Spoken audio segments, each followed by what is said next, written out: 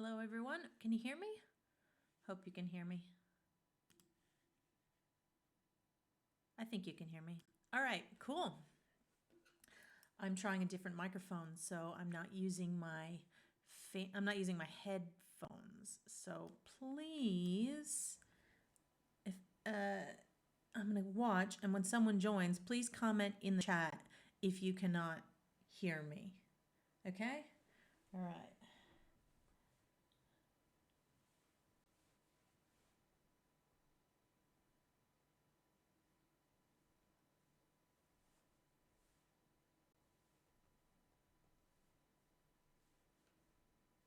All right, just checking my pattern to make sure I'm on the right row. I have a feeling I'm actually not on the right row. Yeah, I think I'm actually on that row. That looks more like it. So it's in.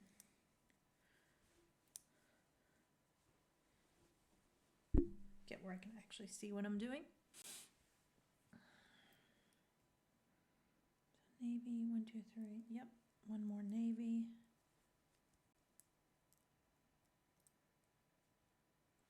Let me back it out a bit.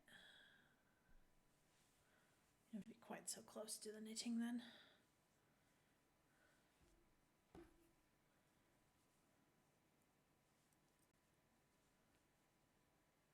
So I said, please let me know if you cannot hear me.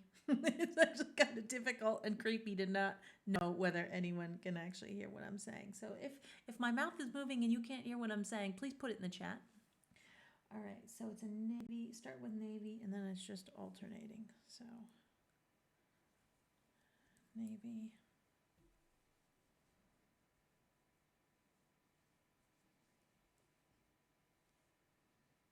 Gray.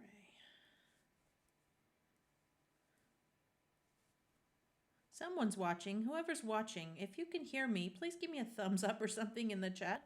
I'm trying on a different microphone, and I just want to see if it's actually working or if I switch back to the headphones. So if you're watching and you can hear me, please let me know, because I'm parent. I suppose I could actually preview the stream myself and see if it's playing, but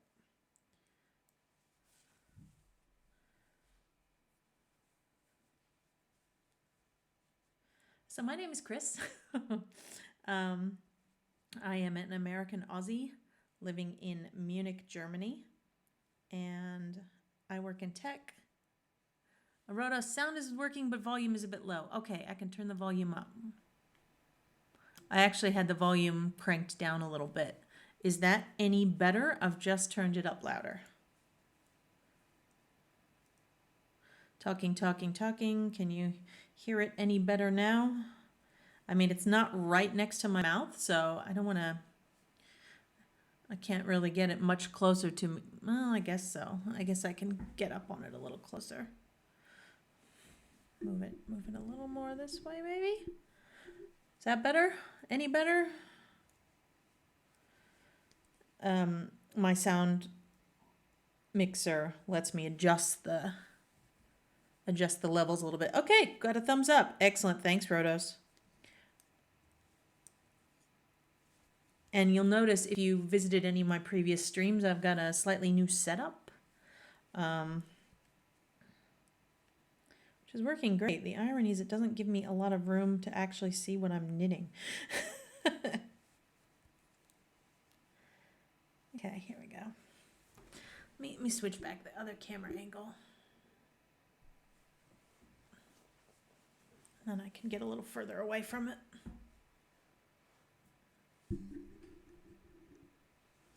Where are we? There we are. Cool. All right. So as I was saying, my name is Kris. I am an American. I'm an Aussie. I live in Munich, Germany, and I work in tech, and I'm a knitter. And so if you're just joining me for the first time, I've done this, I think this is my 13th stream. It's been doing it for the last few months. Each time I'm sort of getting a little cleverer at it, though obviously still working out the kinks on the audio.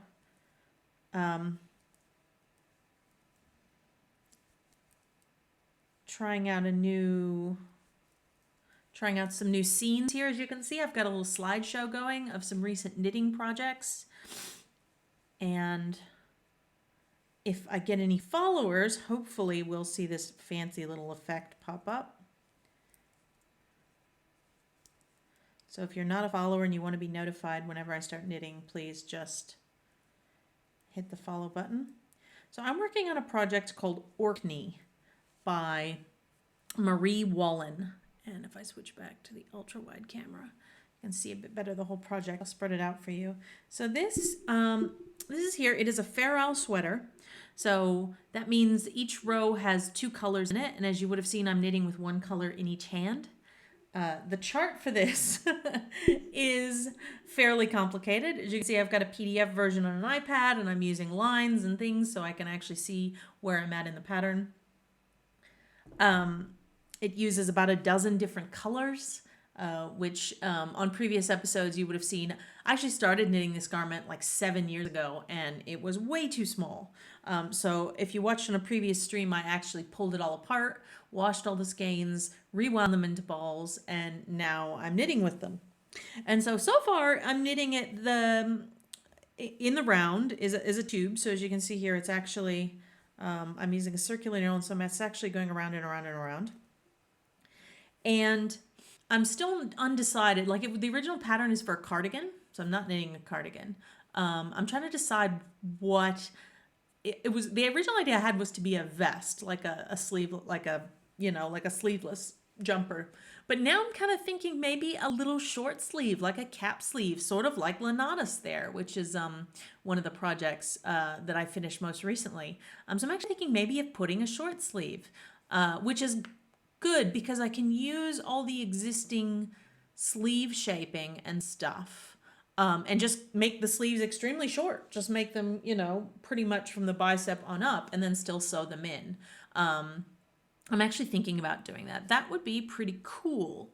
So that's kind of what I'm thinking. Right. So for now, though, however, I'm just cranking through the body until I get up to where the armpits are, where the sleeve shaping starts. Now, the other thing that I have changed since I did this the first time, and some of you would know this, let me just my light a little bit so I can see a little bit better what I'm doing. I was knitting it before a lot tighter on a smaller needle, and my tension was nowhere near what the pattern specified. So I've actually gone quite a bit bigger on the needle. I knitted the corrugated ribbing at the bottom. That's this bit here. And the bottom part on 4.5. The pattern told me to do that on, what was it? Like a 3.25. It's ridiculous. So I went down to like a 4.5. I went up to a 4.5 for the waist. And I'm getting the right size now that I wanted. However, it's actually, the fabric down here is actually quite loose, which is not terrible, but I actually think I liked it, the firmness of it before. So after I'd done 6 or 8 inches, what I've actually done a motif or two ago is I've actually gone down to a 4mm needle. And what I'm thinking is that's going to tighten it up through the middle of the body section. And that might give it almost a little bit of a shaping effect, because otherwise this garment is just going to be a box.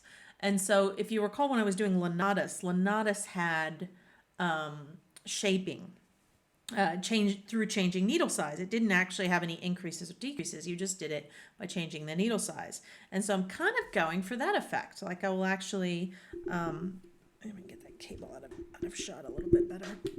Yeah, so I'm actually thinking of that maybe I will, I've gone down a needle size, which should tighten it up a little bit, and maybe, hopefully, just give it a little bit of waist shaping there. All right, so this row I'm on now is just alternating, and unfortunately the 2 colors I'm using are practically indistinguishable to you, I'm sure. It is Carbon, which is a gray, and this one is Seafarer, which is a navy, and they're nigh indistinguishable.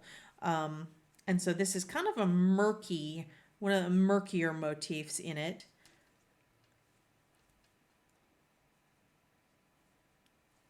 But these are the colors that were specified. And so I saw this pattern in a Rowan magazine many years ago. and sort of fell in love with it. But as I said, when I pulled it out of the bag the other day, I realized it's not the kind of thing that I would actually wear as a cardigan, as a twee Fair Isle cardigan. And so I'm trying to make it into something that I actually would wear.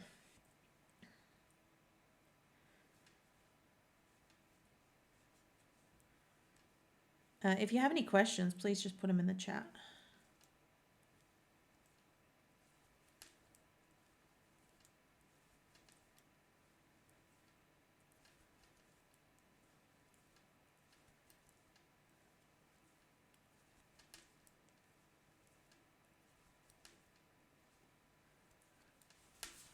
So on earlier episodes, one of the things I did when I was restarting this project was trying to figure out how many stitches to cast on.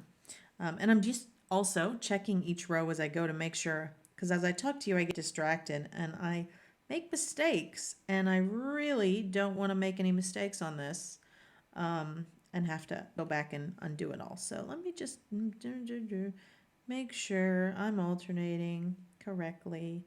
Gray, navy, gray, navy. Yep. Yeah,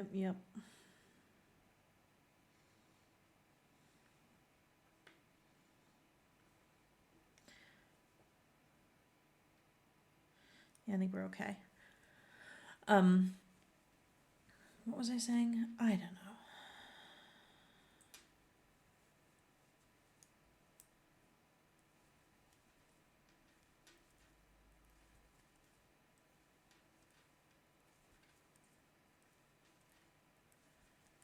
Oh yeah, I was talking about how I figured out how many stitches to cast on. That was it. Because the original garment was knitted flat. It was knitted in pieces and then sewn up.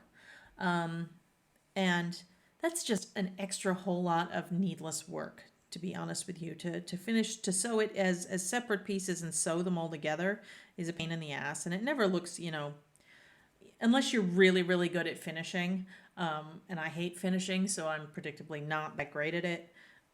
It's just a pain. And so I prefer to knit things without seams wherever I possibly can, and that's hence knitting this in the round. But because I'm knitting it in the round, if I want the patterns to continue all the way around evenly, I had to work out a number of stitches that each of these different motifs would evenly repeat into. And the problem, and I talked about this a lot last week, is that I have patterns. That's what the numbers mean along the side here on the iPad. So this was me working out the repeats for each of these. And you see I had 10, 6, 12, 4, 16.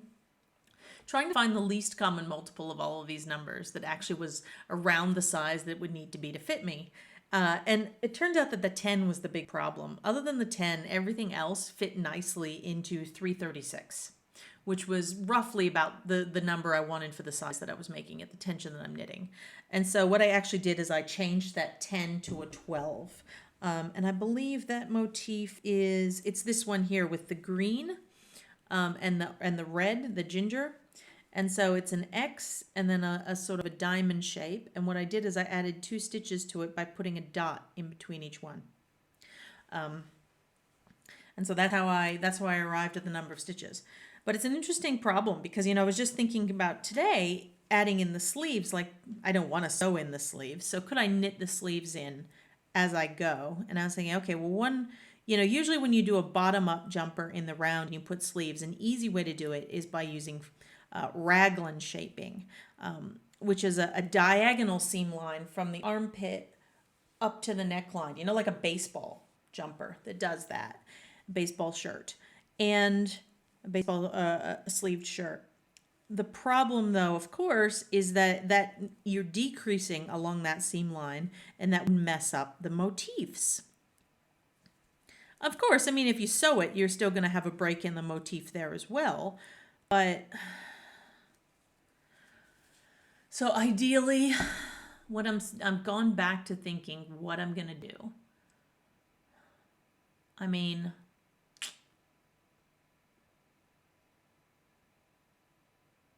need a seam line to break it. I don't want to, so I'm going to have to sew. I'm going to have to sew them in. I'm keep trying to come up with ways I don't have to sew them in. I mean, I could knit the body and then go back and pick up from the shoulder and knit a short row sleeve down, but then the stitches will be flipped. And since I want to maintain the ferrule across the body, they're going to look slightly weird. It's going to look weird to have the V's going one way and then the other way. So I don't think that's a good way to go. What else could I do? I could, I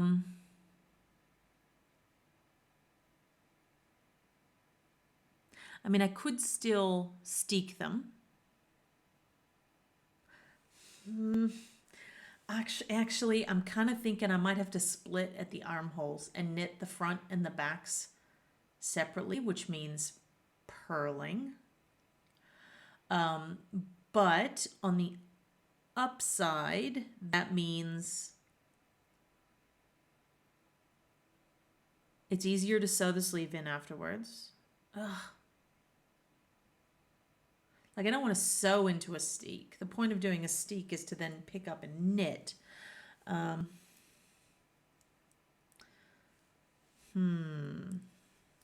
I've got a little while to keep mulling this over.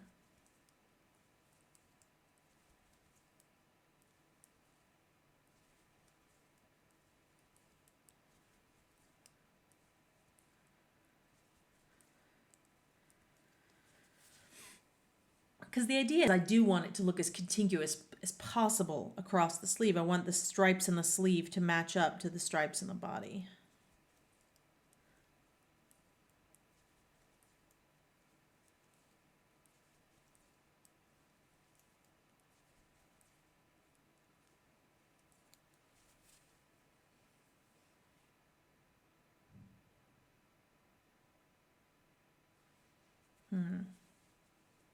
What would it look like if I did a raglan?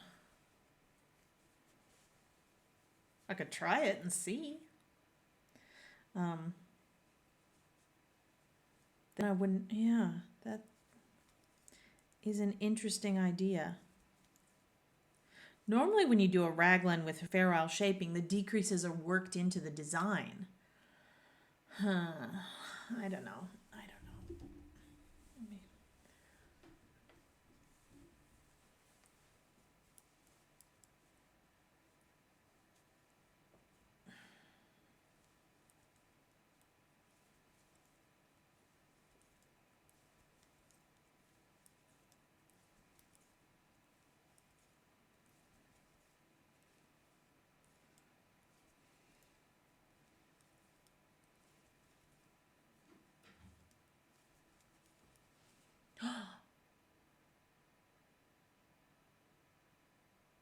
What about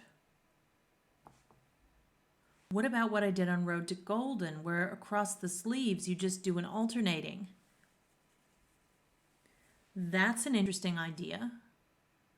Hang on, I think that's in the slideshow. I'm going to keep an eye out for it because it'll come up. That might be an interesting idea.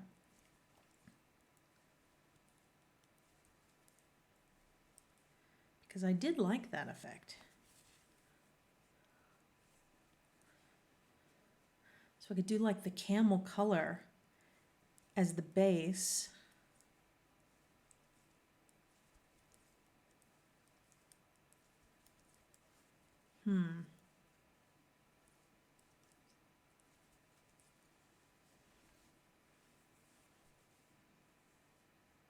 Navy gray, navy gray, navy gray, navy gray, navy gray, navy.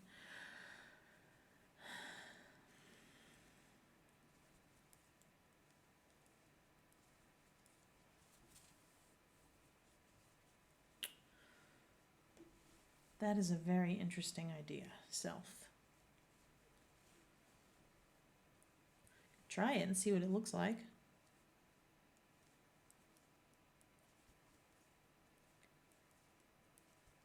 There it is. So that, but see, the ferrule stops pretty quickly. It didn't go all the way up to the neckline.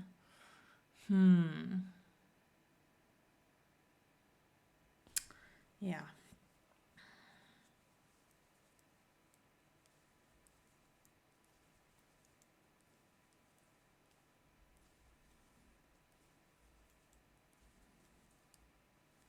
Because I have a weird feeling that actually in the pattern for Orkney, the sleeves don't match up anyway. Let me just quickly look at this.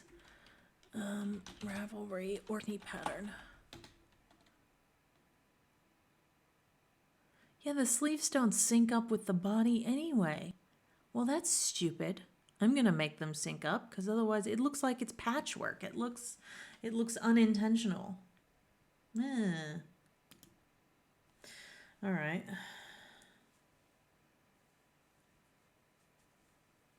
feel like I need more light on me. Let me just adjust the placement of my light. 1 second.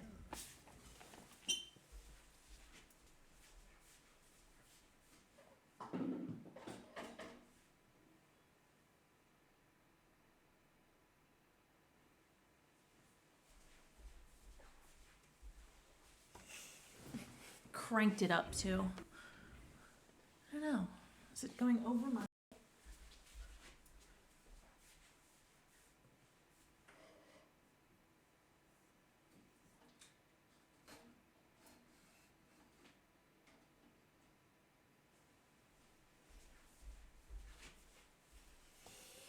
I'm not a lighting professional. I don't know. It gives me a little bit more light to see what I'm doing. This is why most of the time I knit on Sunday mornings, because I get more daylight in. Right now it's nighttime here, which means everything's a bit dimmer. It's a little bit harder to see what the hell I'm actually doing, especially when I'm using yarns that are so dark and similar in color.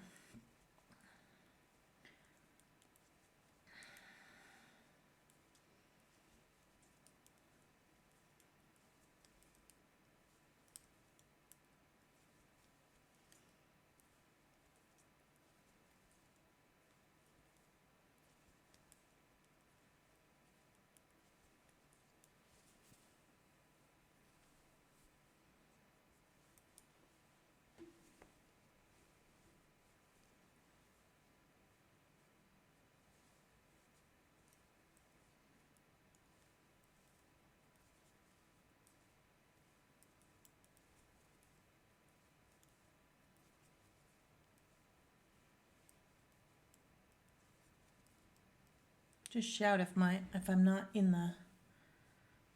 Make sure I'm actually where you can see.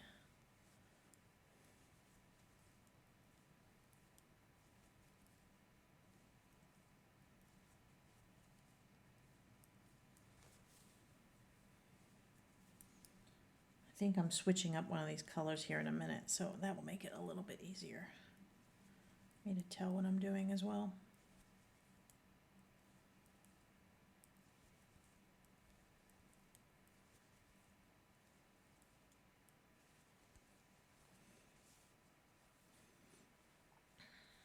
At least it's not making me sneeze today. This wool was, maybe it wasn't the wool, maybe it was the weather. I was having a sneeze attack last time I was knitting this.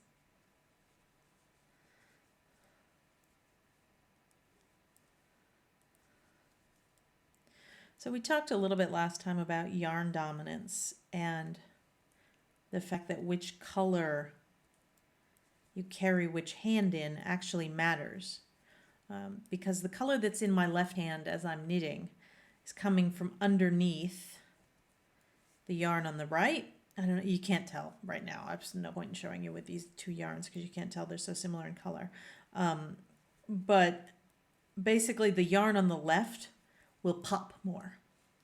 And so I tend to use it for the accent color rather than the background. I tend to keep the background in my right. Also the fact that, you know, there always tends to be more background, and I'm a thrower, an English style knitter who carries the working wool in my right hand when I'm just knitting with one color.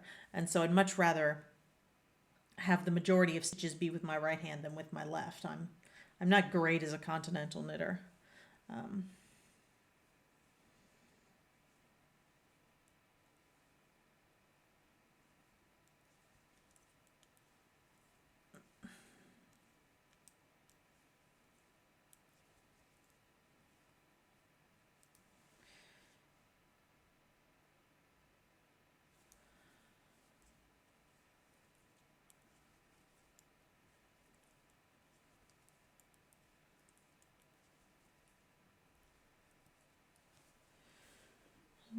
the end of this row. Where's my sister texting me? What does she want?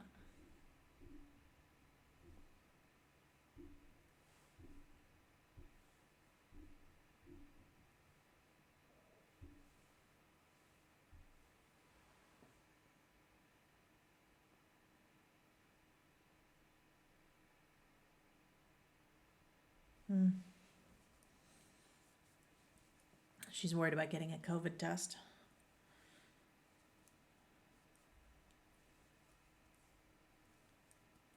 Our lockdown here in Munich has just been extended for another 4 weeks to mid-February, which is depressing to think about. Moved all the way to Germany from Australia. Can't go anywhere, can't travel.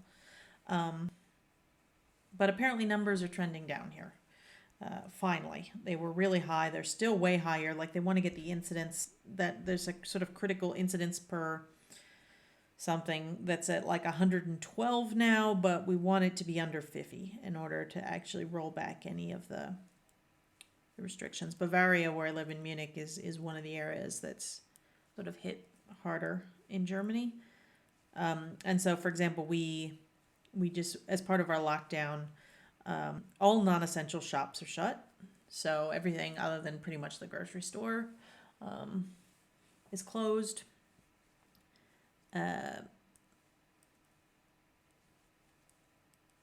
You have to wear, as of just recently here now, if you are going into the grocery store or on public transport, or basically in an indoor place, an office or whatever, you have to wear what do they call it? A PP2 mask, basically an N95 mask, like one of the, no more like homemade cloth masks like the ones I've been wearing, or, people have been buying them or giving them cloth masks. No, these are like the serious blocks 95% of stuff masks that fit tightly to your face.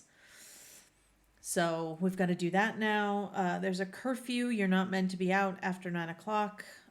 You are only allowed to meet with one person from, outside your household. Sounds pretty serious. I mean, I saw numbers recently, like in Cologne, they were down to, 10% occupancy in intensive care wards. So at least hopefully that number will be going in the right direction. Okay, nearly the end here, and I can actually swap in a new color because these two murky ones just suck.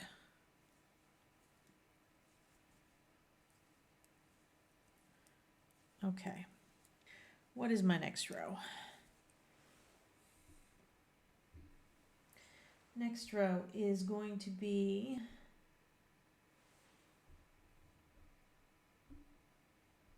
on.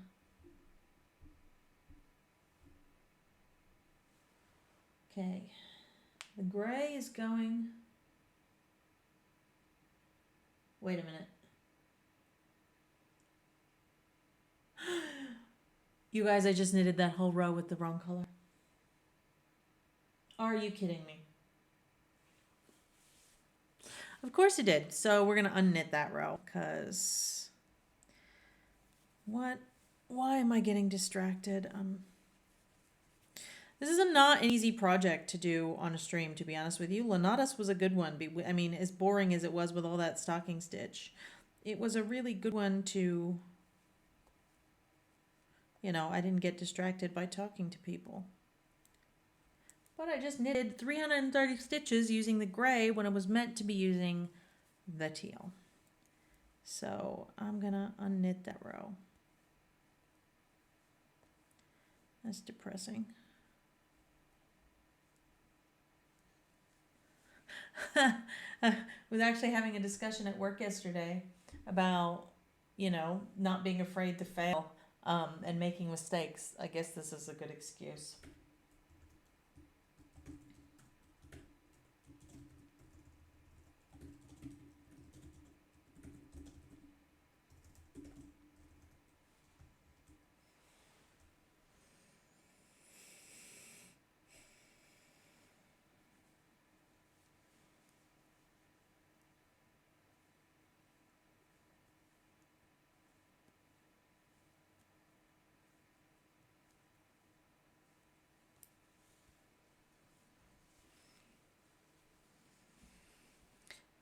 undo it. Back to being Penelope. I'm thinking this must be a bad time to stream because nobody's on. Normally I go in the morning, I catch some Aussies who are still awake. I catch some Americans who are up very late. Thought this time I would catch more Americans awake, but it's, what time is it there? Saturday lunchtime? Maybe that's not a time they like to watch Twitch.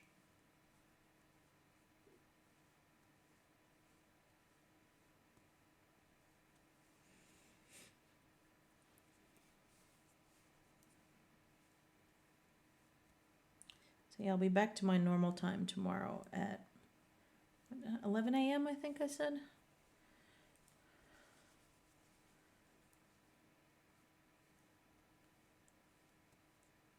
11 a.m. Germany time.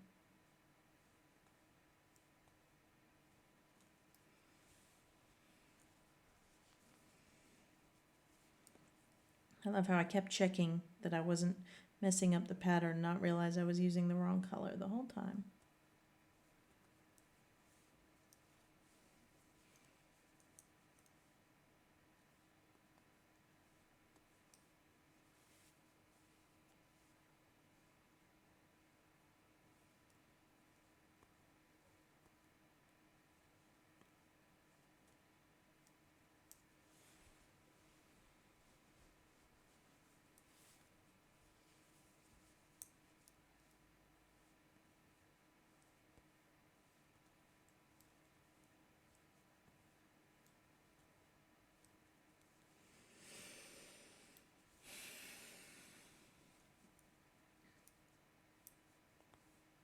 I spent some time today trying to figure out how to get music to play on the stream.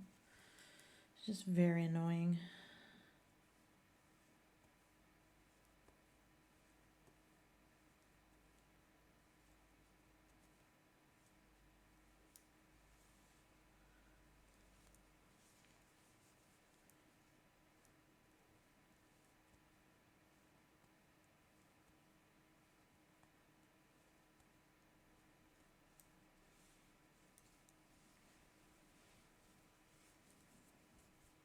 Like I've set everything up in OBS Studio, but it looks like, to actually do anything like that, I might need to go to Streamlabs OBS. And I've just already invested all this time in figuring out the workflow and getting myself set up, and I don't want to change to something else.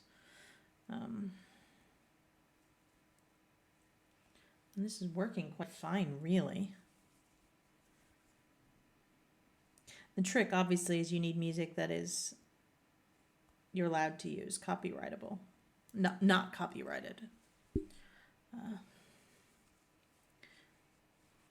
know if you can see what I'm doing here. I'm frogging. I've done this before, but I'll switch back just so you can see a little closer how I do when I'm frogging. So basically I hold the working yarns out with a little bit of tension, and I just look for the hole that actually I'll separate them so you can see. So I look for the hole that yarn's coming through, and I just follow it with the tip of my needle, put the tip in, and then just slide it off, undo. The next one, follow where the working yarn's coming through, put your needle in, slide them off. So we call this tinking or unknitting because I'm basically unknitting stitch by stitch.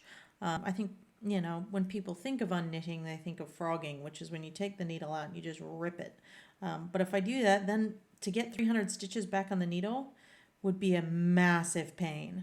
So it's much better to do it a stitch at a time and know that you've got everything secure, you haven't dropped any stitches.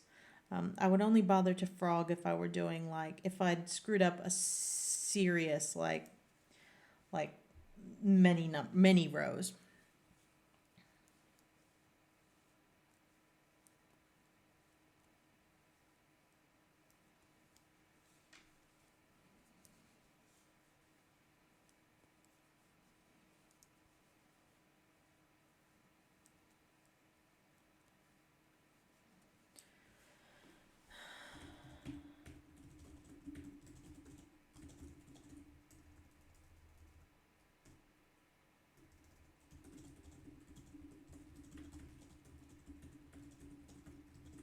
Just telling my sister that I'm sitting here talking to myself on Twitch.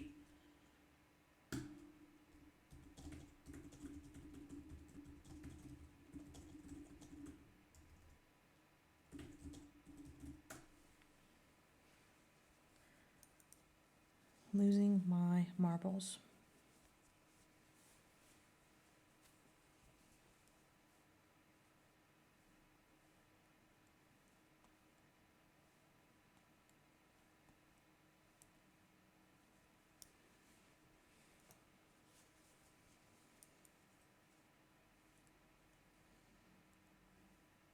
Incidentally, these streams,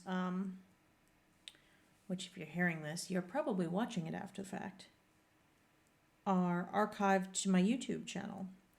They stay on Twitch for 2 weeks, and then I copy them over to YouTube, which I'll just put my YouTube URL in the chat so you can see it.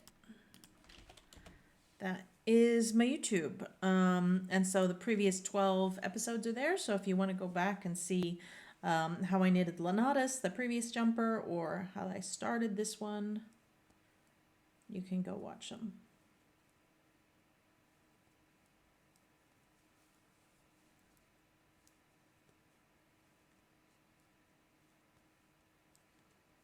How long did it take me to knit that row? Like half an hour? Bloody hell. 20 minutes.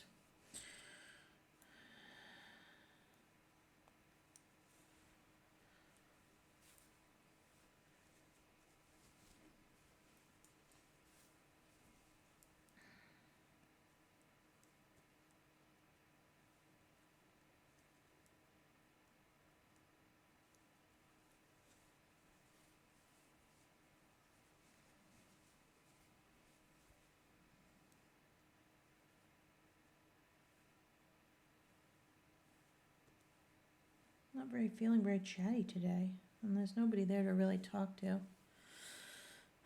It's a depressing stream today, sorry folks. I mean, I made a massive mistake on the last one too, remember that?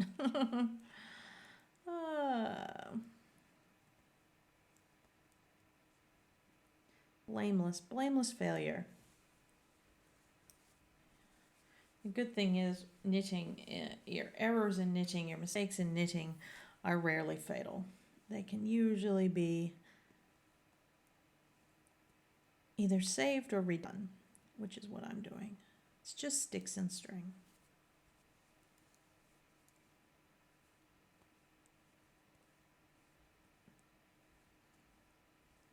So I was knitting a bit of it last night while watching the latest episode of WandaVision, which if you're not watching, you should definitely watch. It's very good. Episode 3, the mystery is really kind of starting to kick in.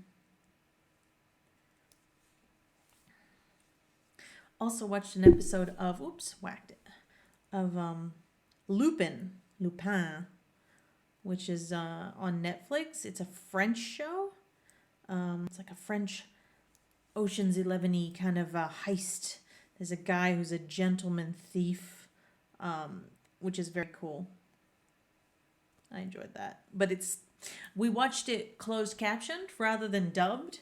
And the problem with knitting something like this with closed captions is you have to look up to read what's on the screen. The dub may have been a better way to go. But, you know, you want to see it with the actual actors.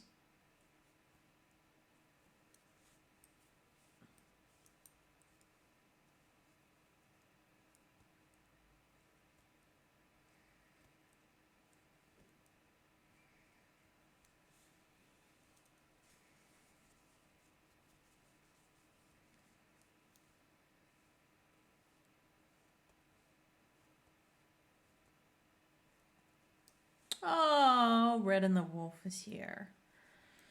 Thanks. I'm just sitting here talking to myself. And I mucked up this whole round, Red, so I'm unknitting it. It's not been a good day for knitting so far today.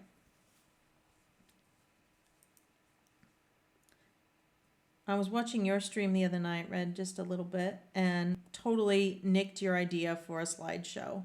So I put one on mine because I liked it on yours. That was really cool, seeing some of the things you'd knitted. So I have added one to mine now. Every time I watch someone else's stream, I get ideas for things I want to change on mine.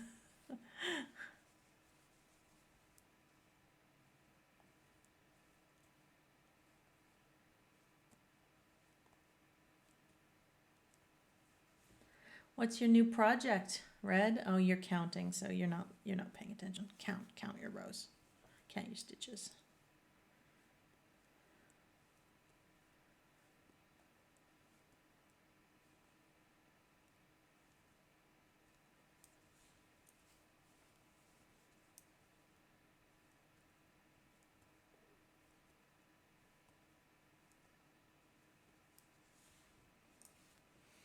Nearly there. Nearly undone. It's faster to undo than it is to knit.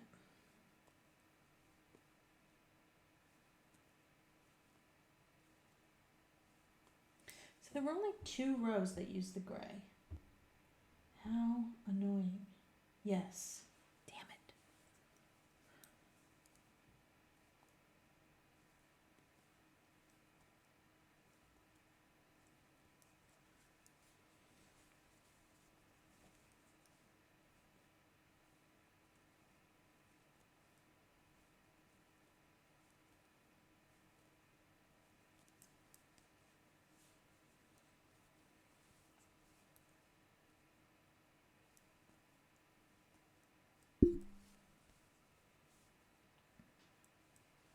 Switch the camera back.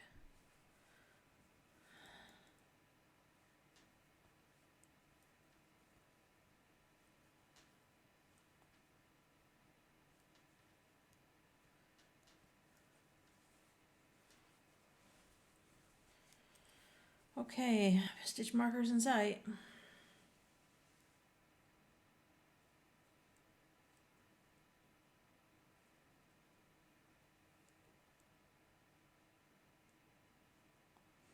You know, the people talk about mindful knitting. And I struggle. I struggle with mindfulness. Can you guess? A friend of mine had a book about mindful knitting projects, and I think they were mainly garter stitch. You know, the idea is you were just knitting acres of garter stitch over and over and really reflecting on what you were doing. A project like this, I guess, kind of enforces or should enforce mindfulness, because if you're not paying attention to what you're doing, you screw up, like I have now done twice. Well, you know, on this go of the garment. It's not like how I knitted the entire body way too small 7 years ago. Very not mindful, that one. But I need to be able to keep my mind on what I'm doing. And it's very hard when I'm talking to an unseen audience and trying to keep an eye on my computer and on the chat and everything else happening.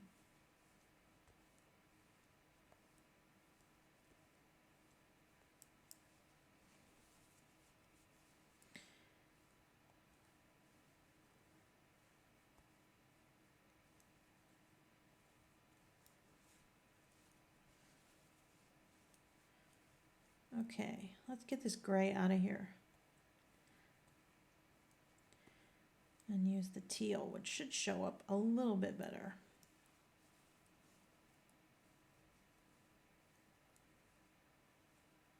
Right, navy stays, but gray goes away. Let's break off gray and wind it up.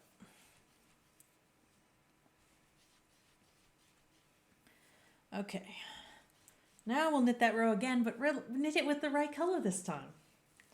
Wouldn't that be a novel idea? Okay, all right, gray done. Next, I'm supposed to be using watery. This is watery here, which is a sort of a teal color. That's the color that I'm meant to be using. So as we're saying, I'm going to put it in my left hand. Let me find the end here. There it is. I'm going to keep it in the left hand on the left as the accent color, and keep the darker color, the navy, in my right hand as a background. So I'll start. So again, we're just, this row was just alternating colors. So there's the teal, navy,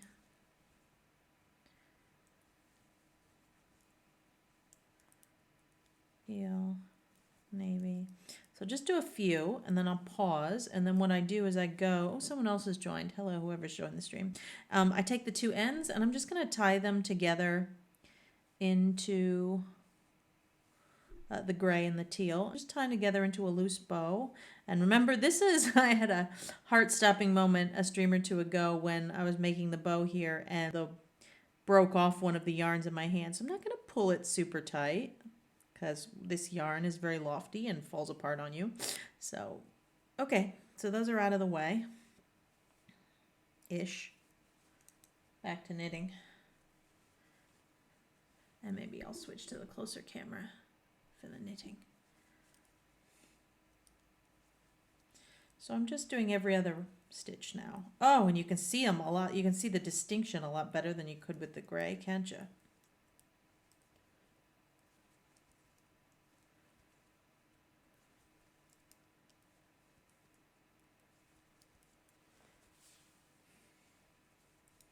So navy, let's just 100% double check. Navy and, so seafarer and watery.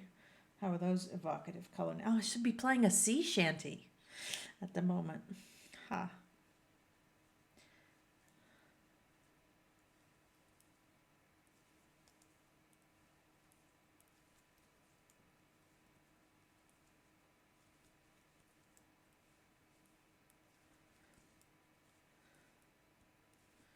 So when I knit continental style, so the yarn on my left, you'll see my middle finger is actually doing most of the work. It's helping me to sort of make the stitch and catch it.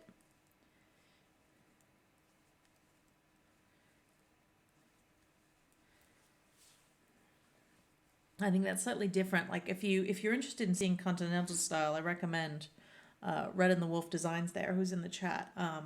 I was watching her stream the other night, and she showed me how she does continental. She's German, and so showing how you actually do the continental style, if that's the way you've learned. And it's very different from the way I do it as someone who only does it when I'm doing two-color knitting like this.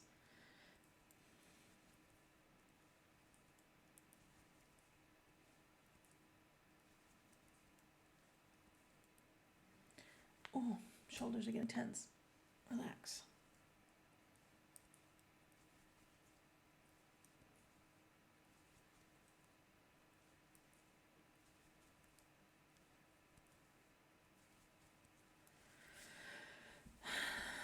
Oh, I didn't show you the sweater I'm wearing.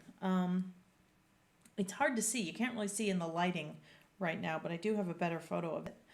So we're nearly the end of all the sweaters I actually brought to Germany with me. I've shown you like a dozen different ones now. So almost through with them. But the one I'm wearing is actually called the East Noik hoodie.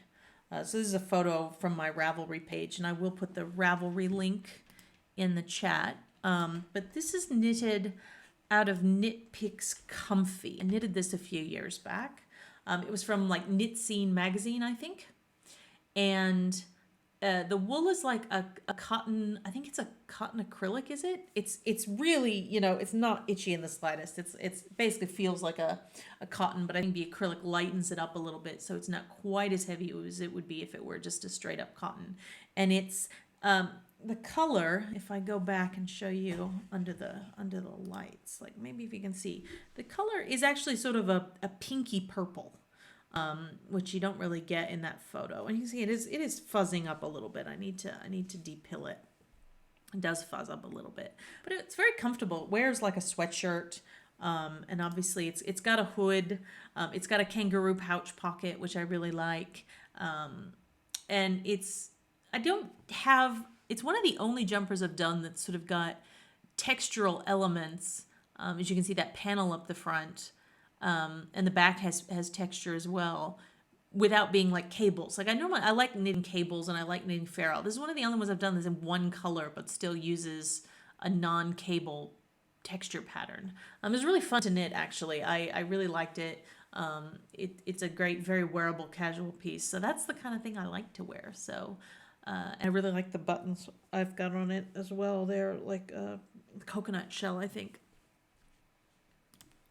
Yeah, the East Noik hoodie, which is I think a place the pattern is named after. But it's on Ravelry. I mean, the one on Ravelry, the girl who's knitted it has knitted it a lot more fitted than I did. Like I wanted it to be a sort of casual, sloppy thing that I would chuck over, like a sweatshirt, like chuck or a hoodie to chuck over other things, not something super fitted. So I knitted mine quite large. The weird thing about it, though, one of the weird things about it is it has. Oh, I don't know if you can see. Maybe if I put it, I don't know if you can see if I put it under the thing. It actually has elbow pads. You knit this sort of an elbow pad and sew it on. Let me go back to the ultra wide. You sew it on to the underside of the sleeve on the elbow. I don't know why. I've never knitted an elbow protector for a garment before. I've never seen that on a garment before, but I figured, what the hell, I'll knit them. So I knitted them and sewed them on. But yeah, it has elbow. Well, not an elbow pad, I guess, more of like a elbow patch, like on a professor jacket or something, I guess. But whatever. Never seen that before.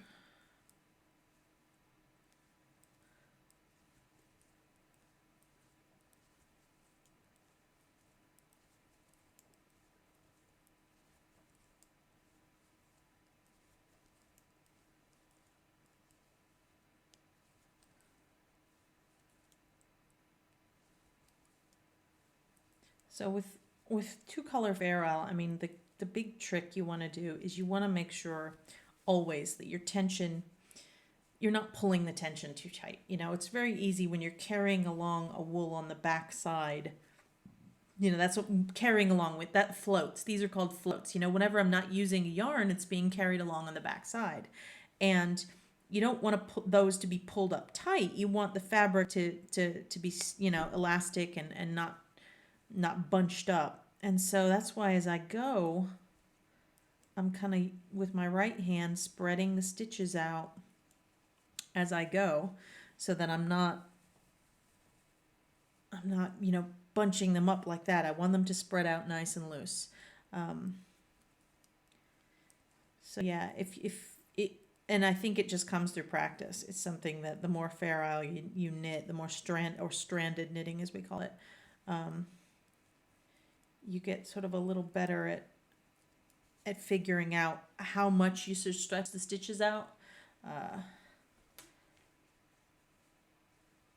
As I said, I actually found the fabric down here at the bottom a little. It's a little too loose. Like I think it looks nicer, a little firmer, which is why at about before this zigzaggy pattern, I switched it.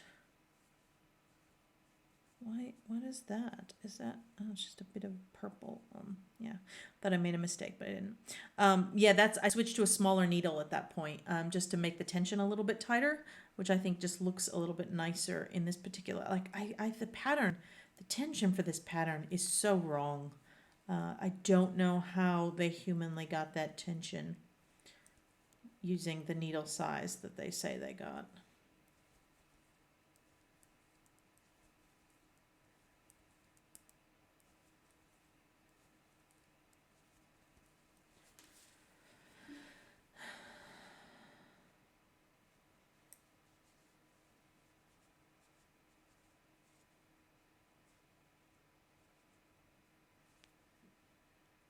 It's just a bit of fuzz. I thought I made a mistake, but it was just a little bit of the mustardy wool's fuzz.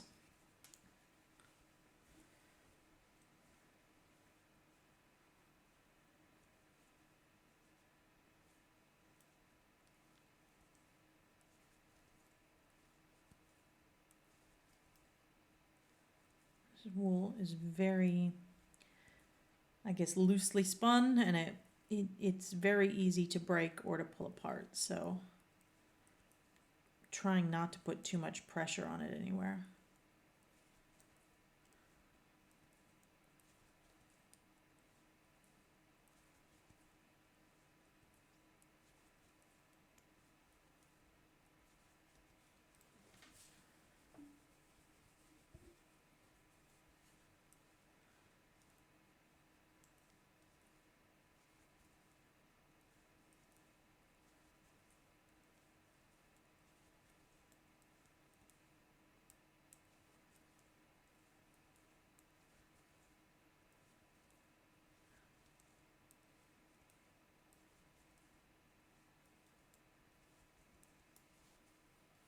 Wish I had like a GoPro on my head, then I could do this sitting on the couch instead of here in the office by myself.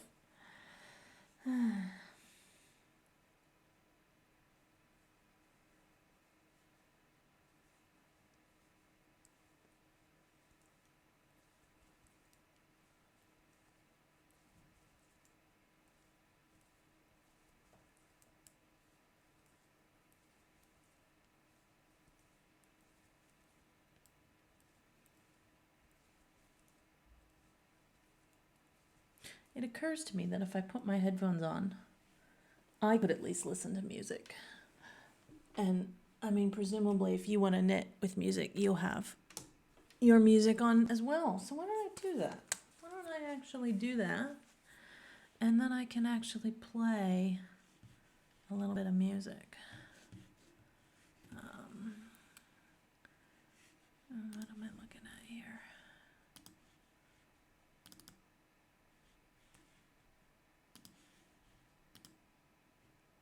Oh, that's nice. So I can at least play music for me. Turn it down low.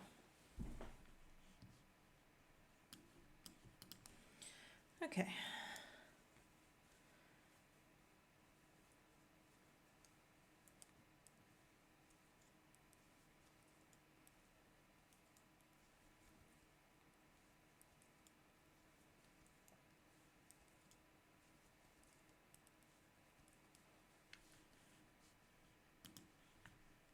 Like I was trying out this pretzel, which says you can plug it into streaming, but I couldn't quite figure out how to get it into OBS.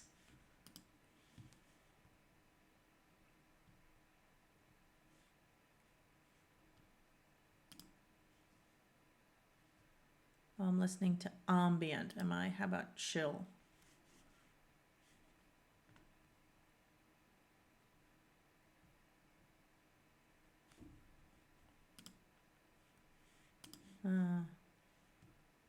Video game.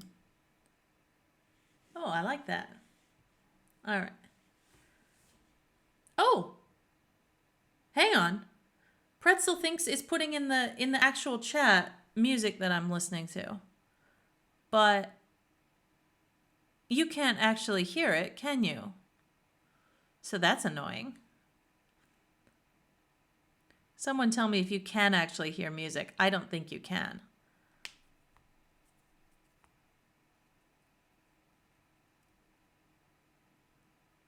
So you'll just get to see the songs that I'm listening to, even though you can't actually hear them. That's annoying. Let's stop that.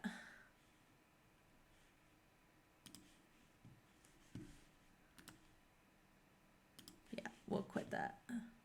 Well, at least I know, okay, so the attribution worked. I just actually couldn't get the music playing on the stream.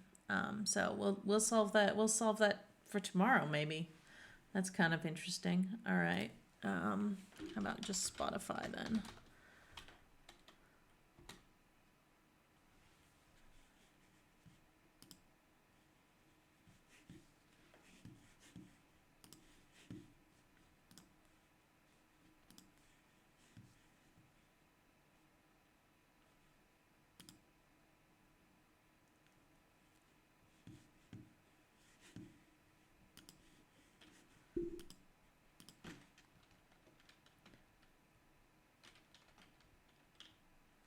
Yay.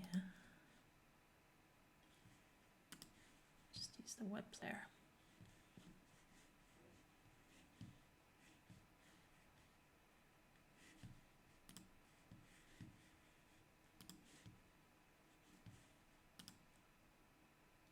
Oh, hey, Bork, I'm a dog. Nice to see you. Okay. Well, now I have music, but you don't. But you know what? That at least will keep me entertained.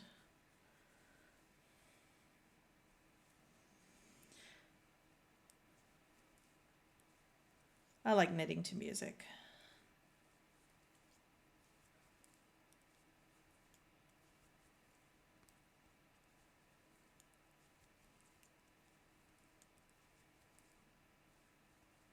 And you can't tell that I'm listening to One Direction. Ha!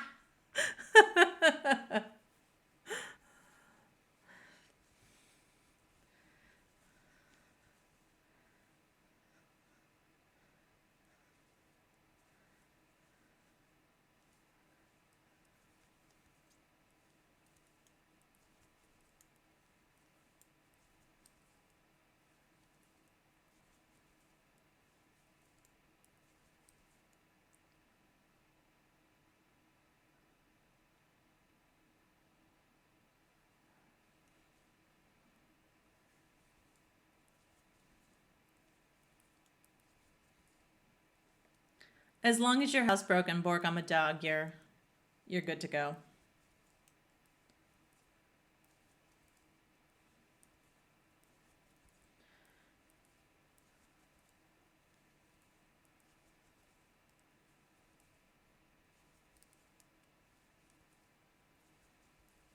Oh, it's a lot better now that I'm actually knitting with the right color. Hey!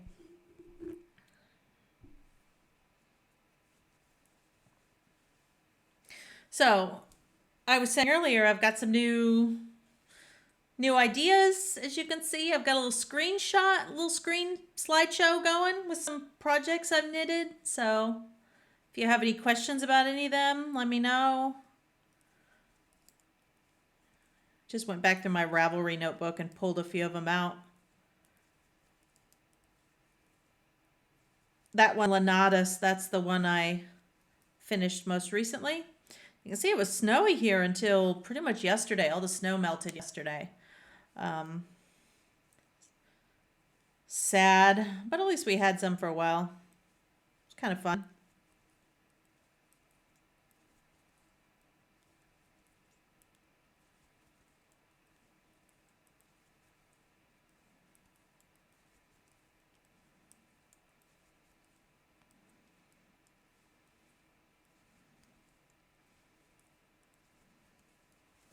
I am making, Bork I'm a Dog, is that's what I'm making. This is a Fair Isle jumper. It's called Orkney by Marie Wallen. Let me turn down a little more in my headphones. Yeah, so it was originally, the pattern was a cardigan, but I'm not knitting it as a cardigan. I'm going to knit it, well, the original, then I was thinking it was be a vest, but earlier on this stream I was trying to decide. Now I'm thinking maybe short sleeves. It's a pullover, so I'm knitting it in the round, so without seams. And so I'm trying to decide what to do when I get to the sleeves. So yeah, this was my thought process earlier. I'm trying to figure out, like, I can't do a raglan. Normally, if you're knitting a jumper in the round from the bottom up, raglan sleeves are a great way to go because you can knit them as you go and you have to sew them in. But,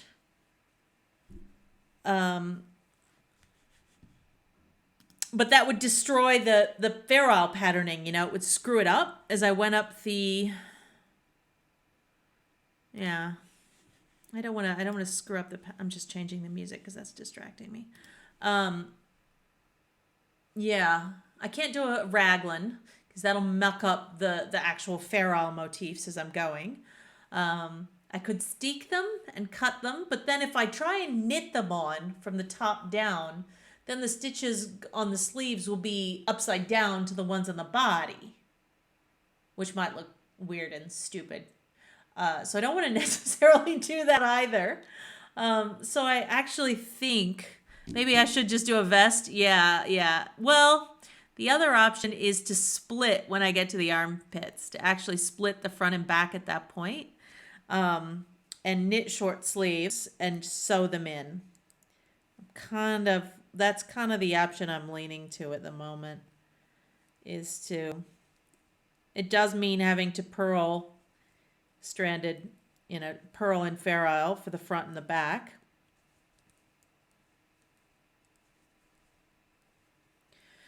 Which is a biatch, but okay, yeah, crop top.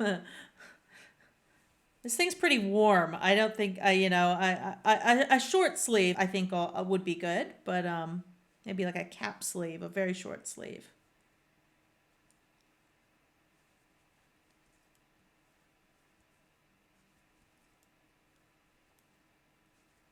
Like, just because, Lenatus, I like that one. I like having the short sleeve and you wear a long sleeve shirt underneath. That's kind of what I'm going for with this. I mean, this wool is not, look, it's not soft. Rowan felted tweed, to me, is itchy as. And so I would never wear this right directly next to my skin. That would just drive me nuts. I actually have a cardigan. I knitted, it's not in the slideshow, but I knitted a cardigan, Paper Dolls, if people know that design. I knitted a Paper Dolls cardigan out of Rowan felted tweed, and I don't wear it. I didn't actually bring it to Germany because it's so friggin' itchy. So whatever I wear, it will be a layer that goes on top of something else, either a button down or a long sleeve Because, yeah, no way am I wearing this stuff next to my skin.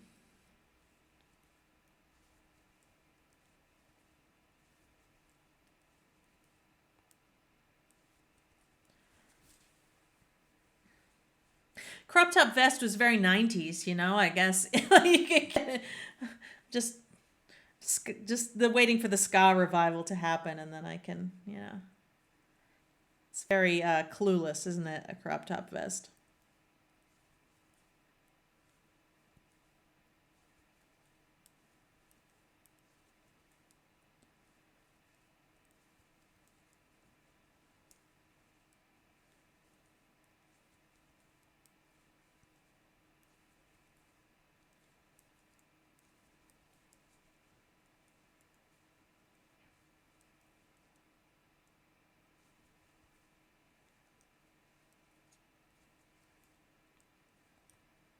Ah.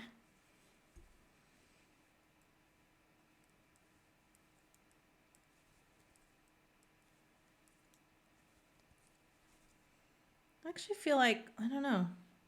No. I was worried some of the dye was coming off on my fingertips, but I don't think it is.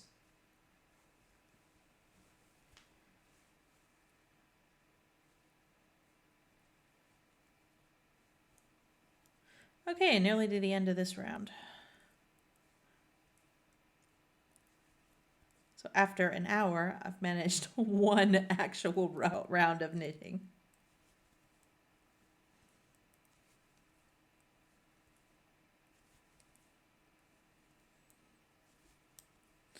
Okay, next row. What do we got?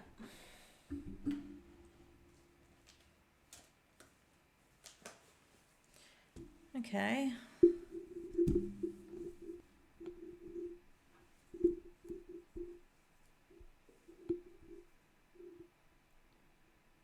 My little row marker up.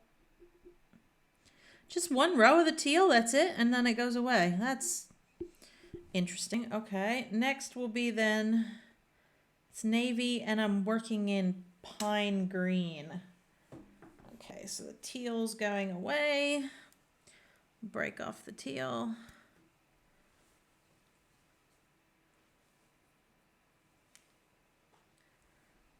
Oh, you're gaming. Nice. There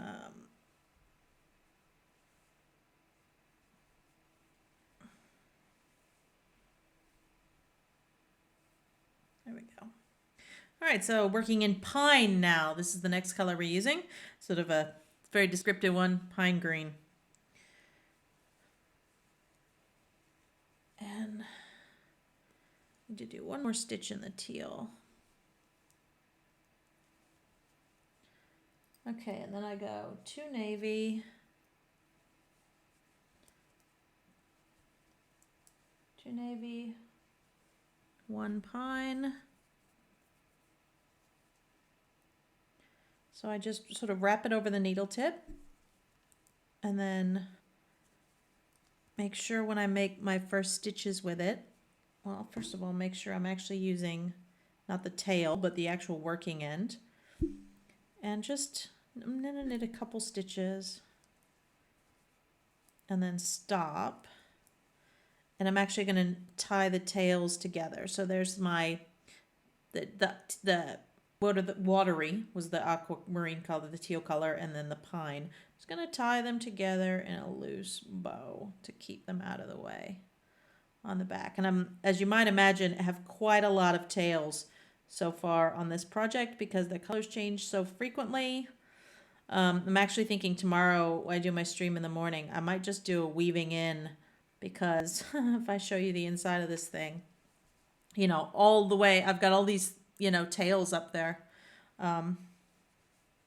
What is that? What do you mean table thing? What table thing? You mean my pattern? The pattern is just on an iPad. It's a PDF. Is that what you mean?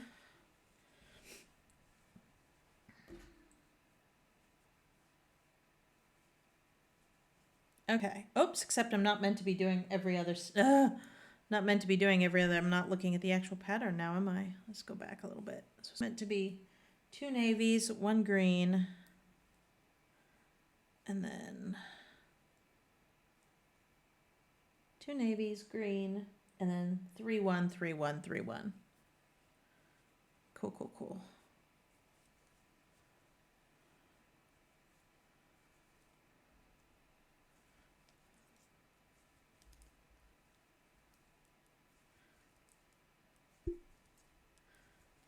Okay, 1, 2, 3, 1.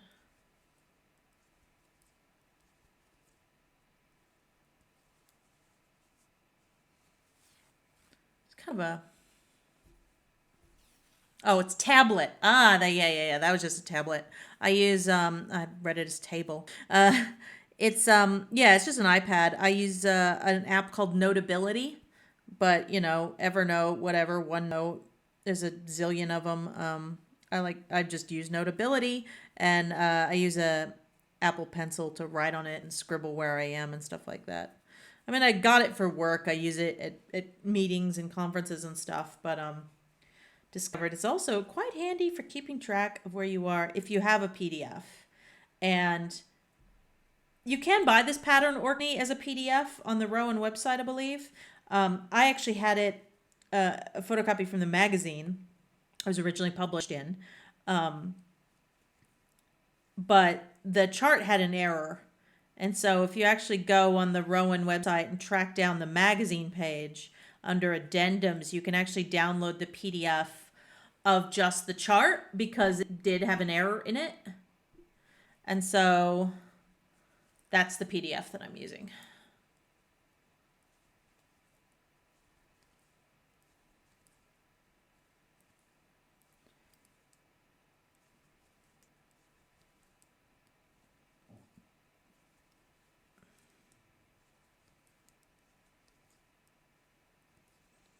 Just before I go too far, make sure I'm doing everything correctly here.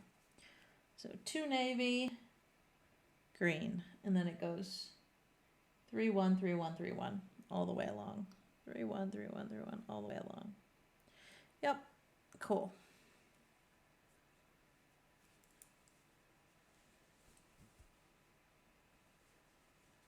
You're trying to improve your Fortnite playing, Bork, I see.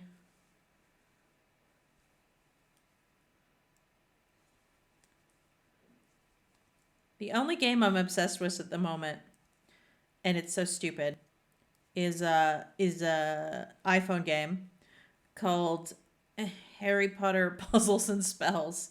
I don't know. I saw it listed. Like, I'm kind of not trying to buy Harry Potter stuff at the moment because I have problems with J.K. Rowling. But the game, I downloaded the game, and it's it's one of these sort of Bejeweled type slide things and get 3 in a row. But it's actually really well done. It's really well done, and they the actual Harry Potter theme of it is really well done. And you don't actually have to buy anything. It's not too in your face with trying to get you to spend money.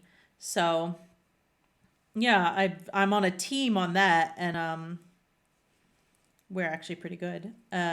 And so every day I play a bit on that, depending, probably an hour. But yeah. Sort of competitive, but not really. I mean, we compete against other teams, but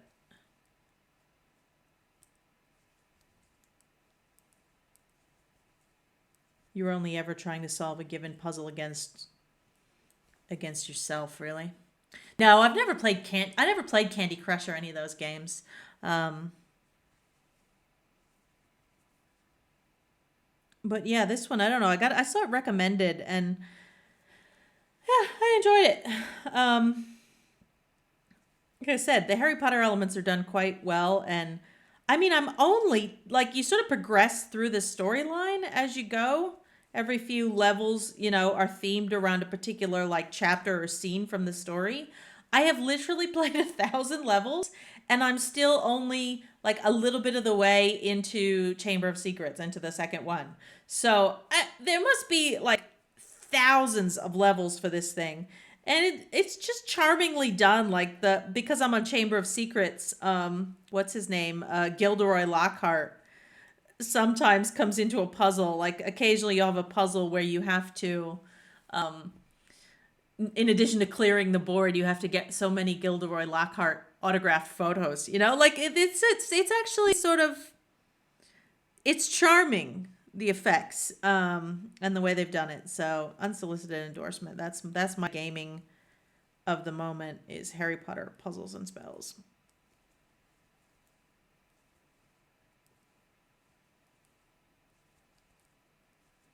Although I did bust out the NES the other day. I bought one of the little NES minis, because I grew up on the original Nintendo, Famicom or NES, whatever you want to call it. And so I bought one of the mini ones last year when they came out. So I busted it out the other day and was playing some Super Mario Brothers 3. But man, I just, my hands, after an hour, my hands got so tired. Like I don't know. I don't know if it's just that the repro controllers are not the same as they were in my youth. They don't have the same springs or switches or whatever, or if it's just that my hands aren't as used to it as they were when I was a kid. But man, oh, it killed my hands. I should stretch a bit.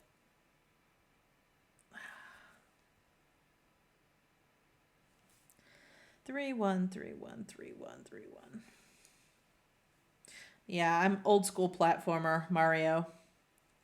And it's funny going back and playing it when, I mean, as a kid, I could defeat the whole game without losing a life. And now I play it, and it's like my husband was watching me. There would be places where I would like stop and jump around because I just had a feeling there was like an invisible block there. And half the times there would be. It's like I have like this deep ingrained memory from hundreds of hours of playing those games as a kid that like slowly start coming back to you. Okay. Oh, Bork's trying to get an arena win. Go, Bork, go.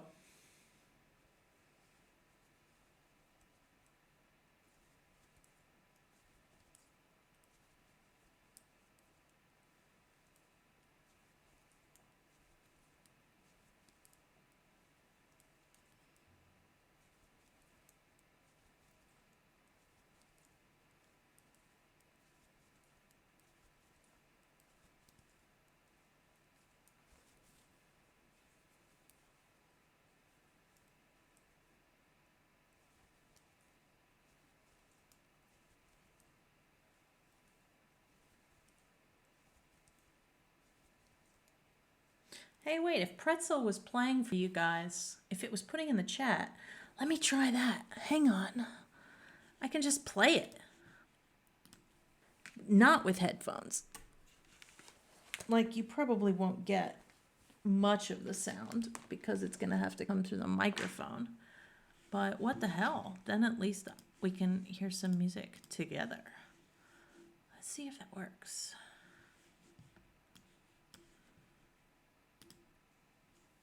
And I just turn it up.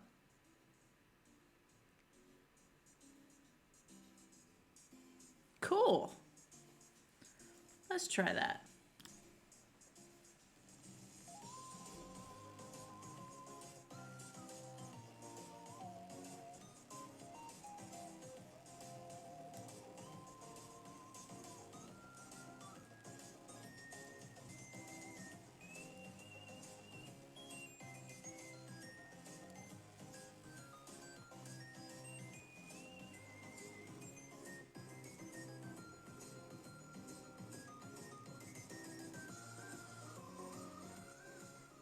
Quieter.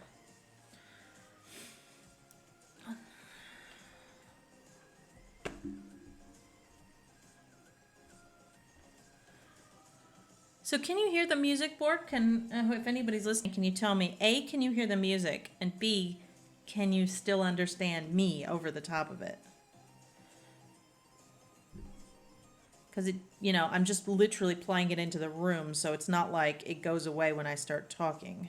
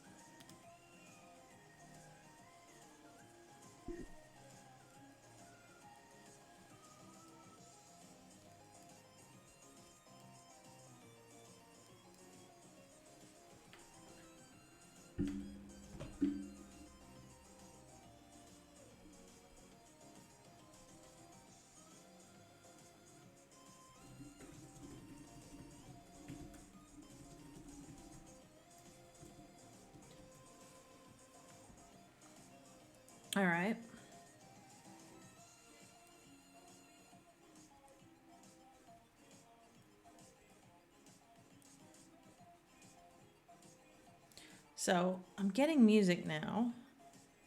The question will be whether, when I copy this episode to YouTube, whether YouTube spits. It shouldn't. I've said that I want YouTube friendly music on it.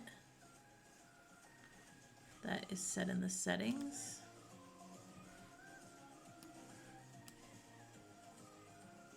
Yeah, YouTube safe mode is on.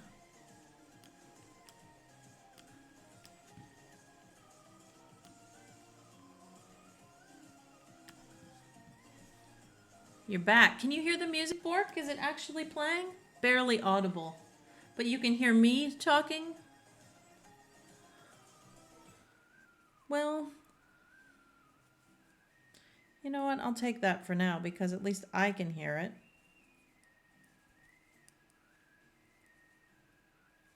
I need to figure out how to feed it into OBS as an audio channel.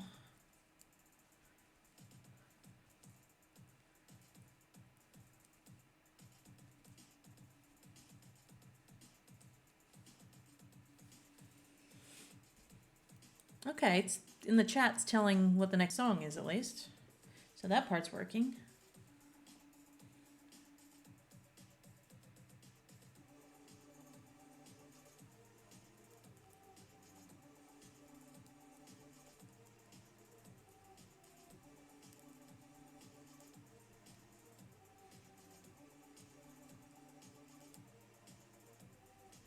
Did you win, Bork?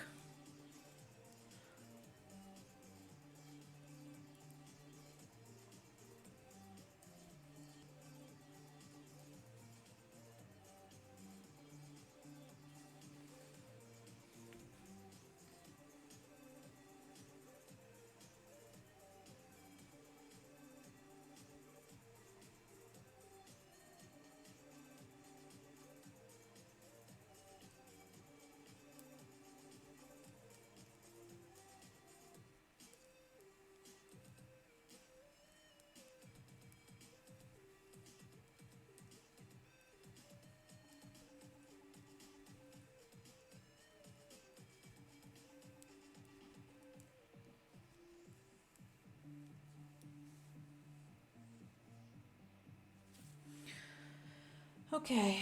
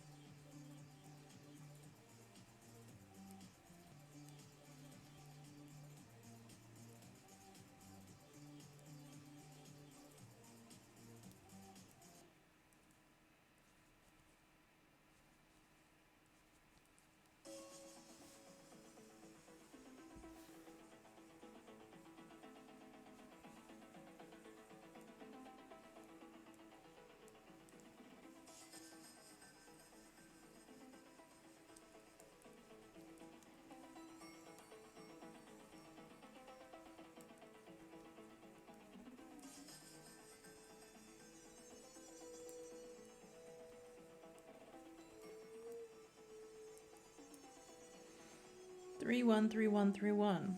Just double check so I don't have to go back and undo everything again. Looking good. Okay, Bork says you can hear me but not the music. Yeah.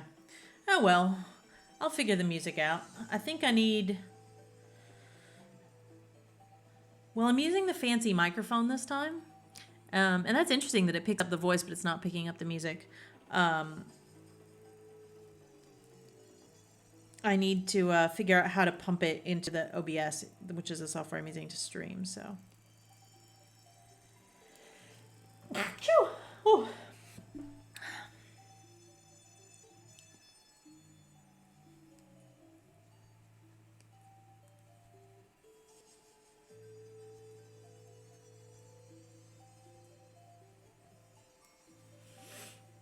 Oh, now it's normal. Okay. No, I'm just not talking. It's not feeling very chatty today.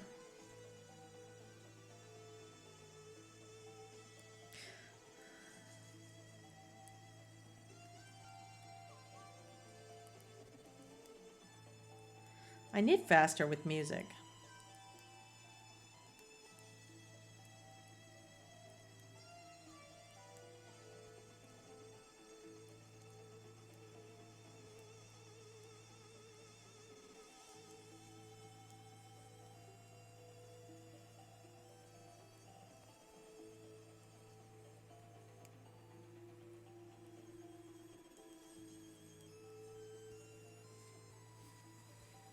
You died in 21 places? Oh, in 21st place? Oh no! I'm sorry. Hope I wasn't distracting you.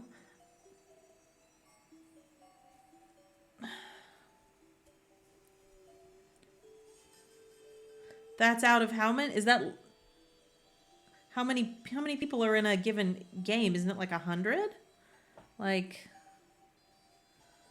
I don't know why. I've never actually played Fortnite. I've seen other people play. I've watched it.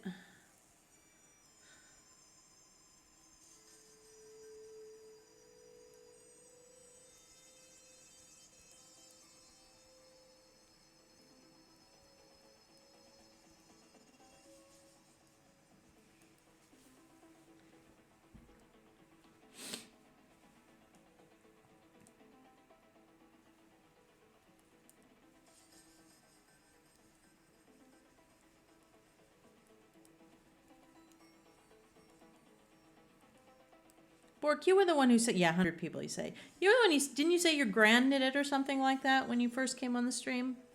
Were you the one who's telling me their grandma knits?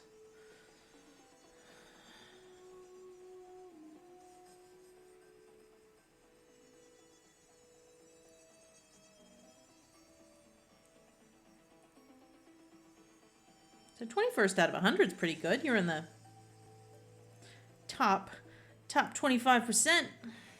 All right, it's the end of this row. Cool. Oh, again, the super 69. No. What are you doing? Focus. You got a knitting stream going on at the same time. Of course, you're not gonna win. Come on, iPad. Okay, finished a row. Oh, Navy's going away. That's exciting. How exciting is that?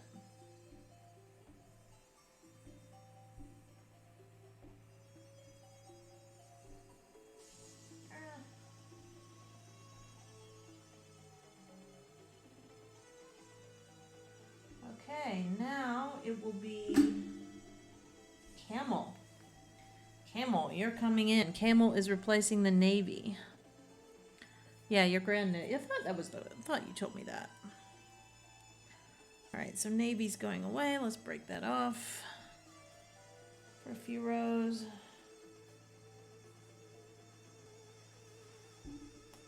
And instead, Camel's coming in.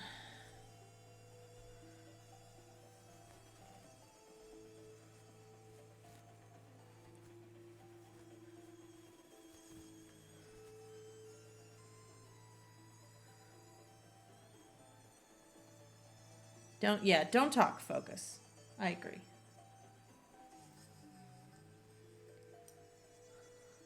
We want to see a top 10 finish.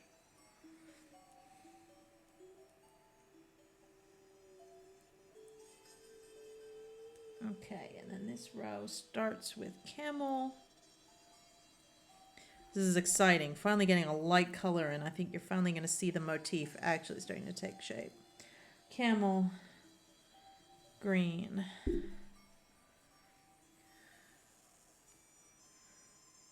Camel. This is just an alternating right. Camel, green. Yeah.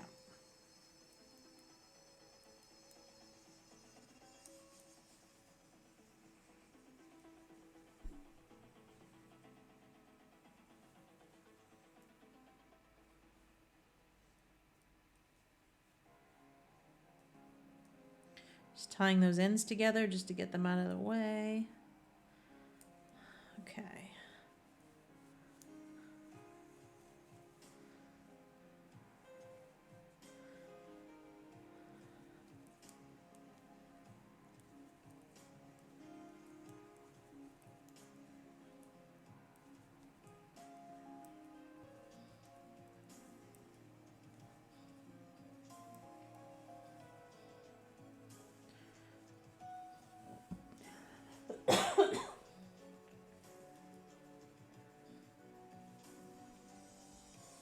a very dark, this whole motif is very dark and murky so far.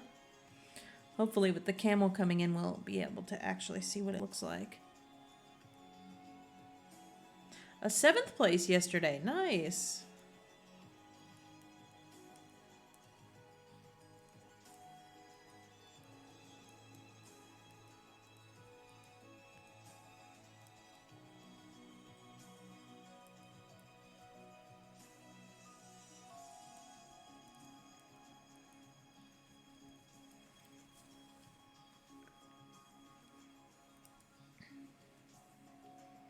Do you just play for fun, Bork, or do you want to be like, you know, competitive, like proper competitive at it?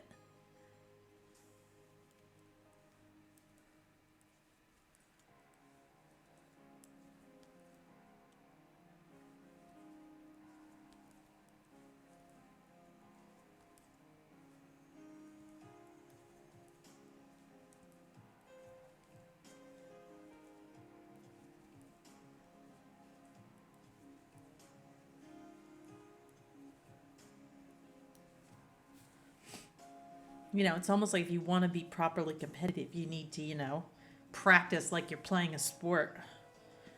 And get your 10,000 hours of deliberate practice in.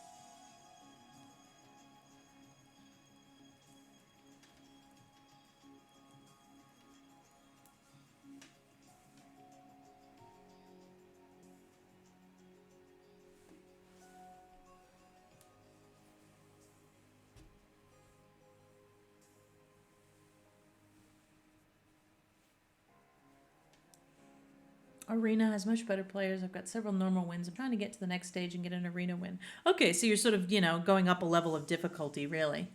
That's cool.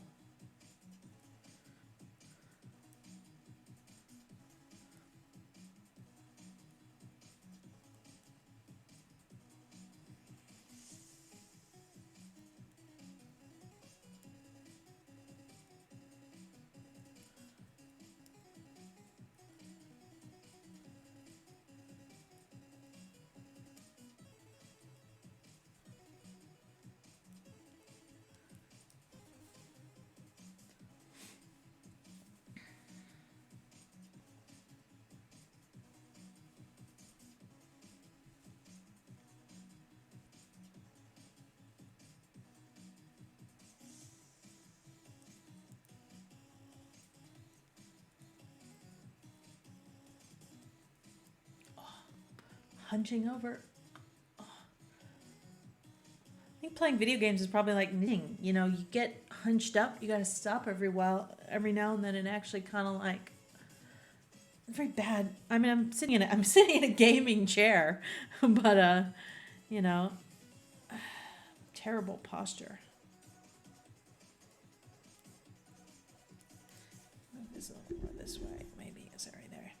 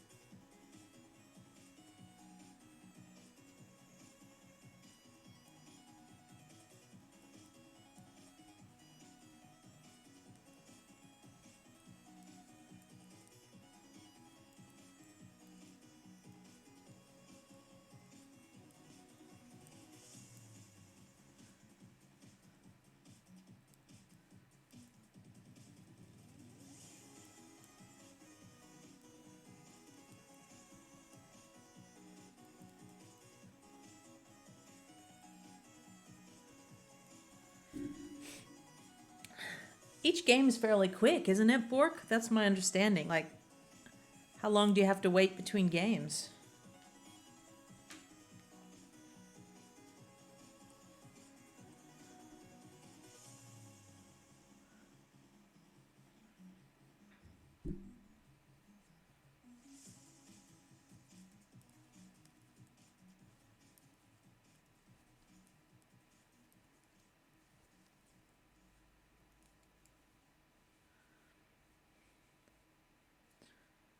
You're sitting on your bed playing Fortnite on your Switch Lite as you watch a knitting stream on your phone. That is. I'm gonna like screenshot that and tweet it because that's like the highlight. What do you expect from me? Yeah, that's like the coolest thing I've seen yet on my stream.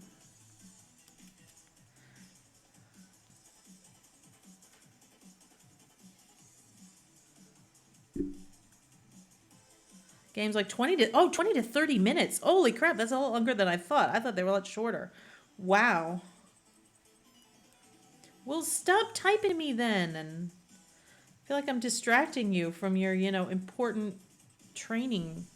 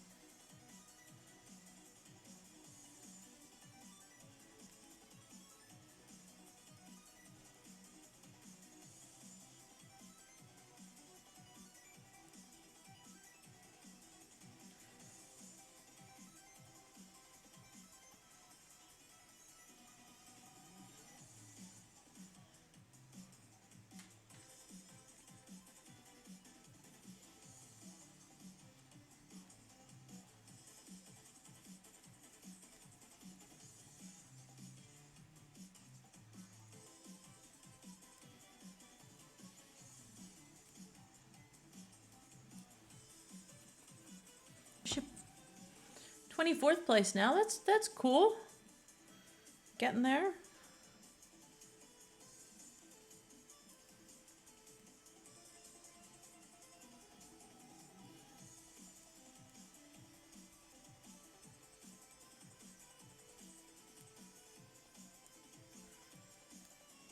Believe it or not, there is competitive knitting.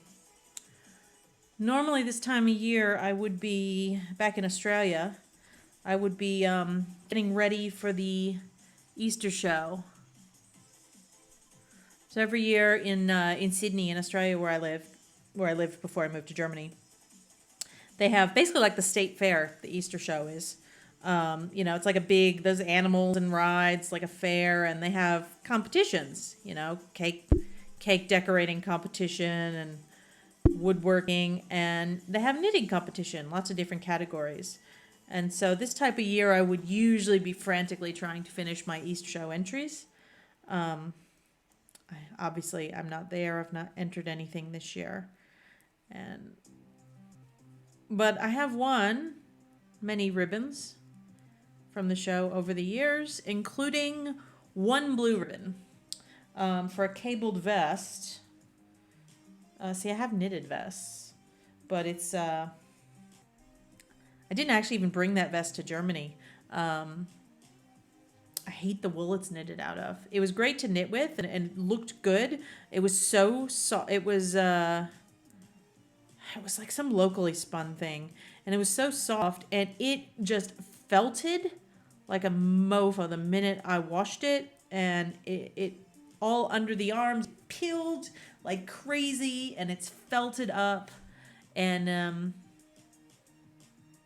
yeah. So it's the pattern was is it a Debbie Bliss pattern? Catriona, I think. It's a lovely pattern. It's my Ravelry, but yeah, that won a blue ribbon, but not my favorite thing I've ever knitted. I mean, I guess Lenatus, if I were in Sydney, I would have put Lenatus in the show. But I don't know. I feel like judges, I don't like the... I always don't... There's always judging that I don't agree with. And a friend of mine is a judge, And I trust her judgment, but some of the other judges that I've seen, they just like some of the, let's be nice, things that are not to my particular taste. And granted, they're judging just based on technique, but even then I look askance at, because some of the things that win, I can see the technique. It's not great.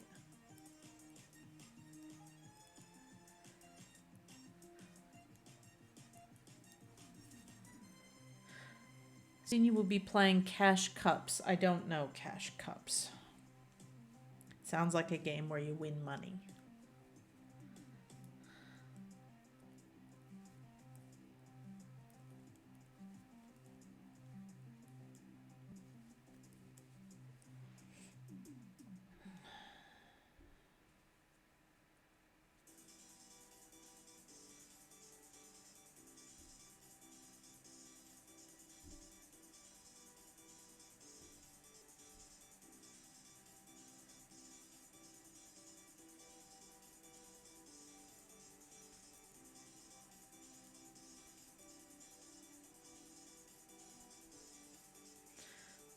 These games are not lasting 20 to 30 minutes. Well, I mean, I guess, well, because you're dying, right? So.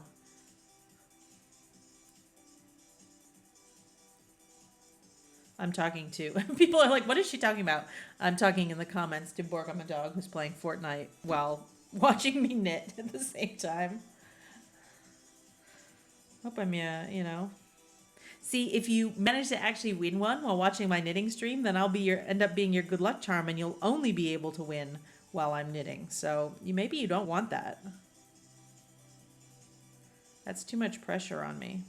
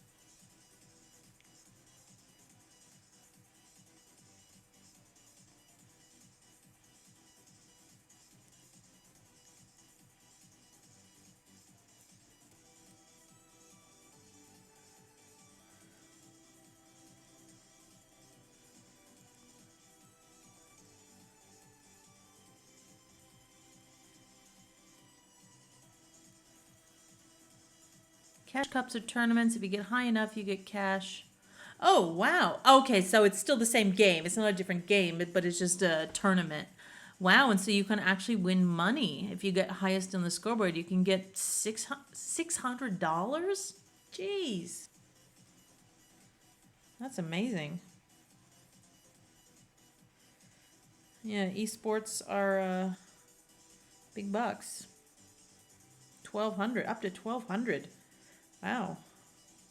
Yeah, if you win the blue ribbon at the Easter show, you get a blue ribbon. I think some of the categories have a cash prize. The highest is like $50. So I definitely think Fortnite is probably a better return on investment in terms of monetary. But hey, at least at the end of mine, I have something I can wear.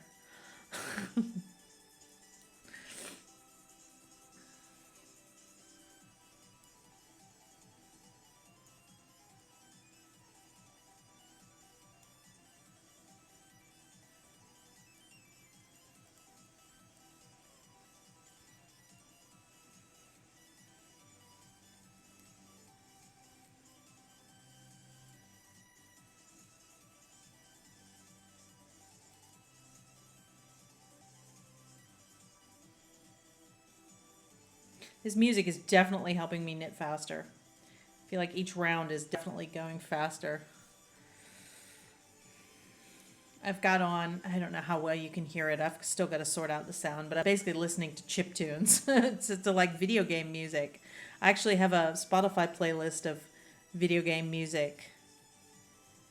And I just think it's great whenever you need productivity, whenever you need to put your head down and get something done, because it video game music is explicitly designed to propel you forward, to to make you do stuff. And so yeah, I just find it really really useful for productivity.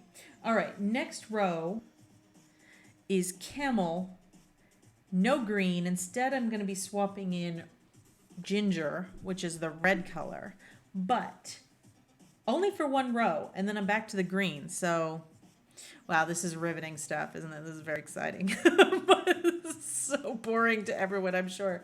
But basically, I'm not going to break the green. I'm going to leave the green connected.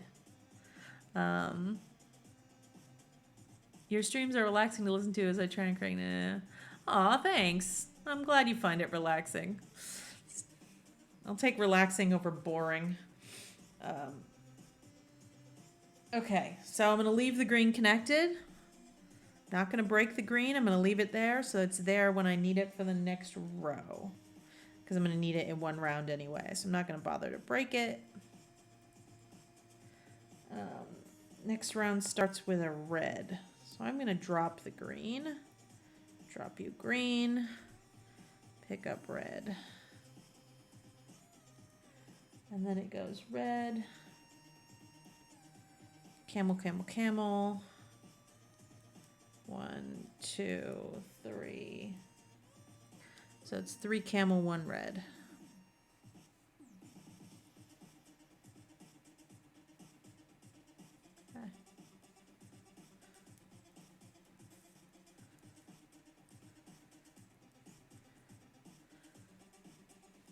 Okay.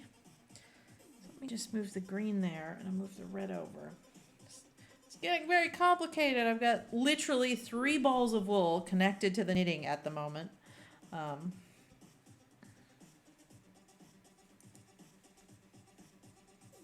All craziness tonight in Theresienhohe in Munich. Okay, back to...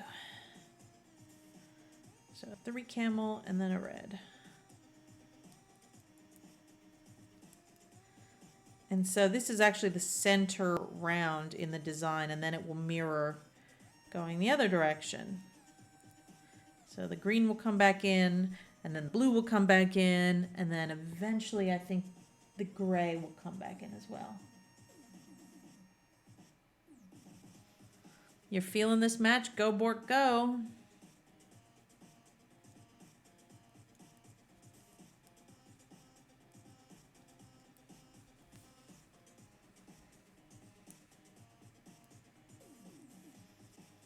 That'd be hilarious if you stream that and I'll raid your stream sometime. I'll just take my 2 knitting people or whoever over to watch Fortnite.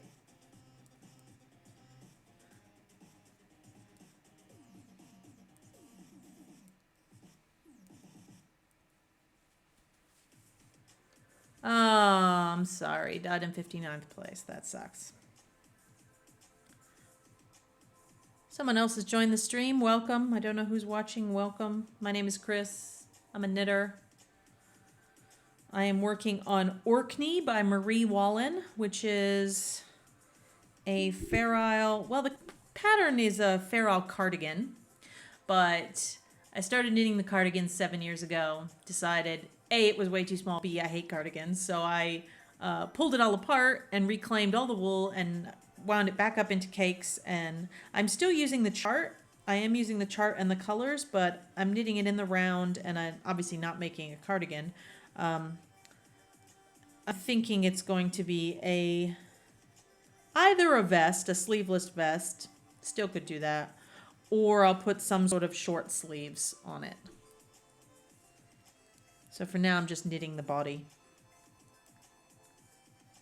It has 12 different colors in it.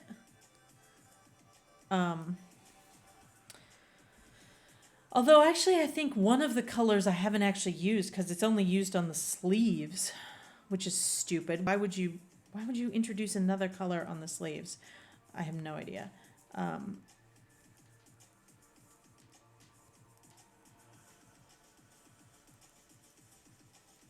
But we were debating earlier Oh, Bork, come on, Bork, I'm a dog. Have a positive, don't, you gotta have a positive vibe going in if you and he's playing, I don't know if it's, actually, I don't know if it's a he or a she. Bork, I'm a dog is playing, they are playing Fortnite.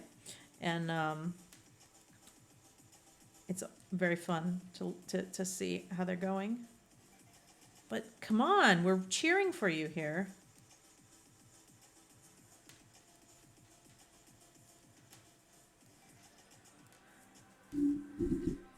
Okay.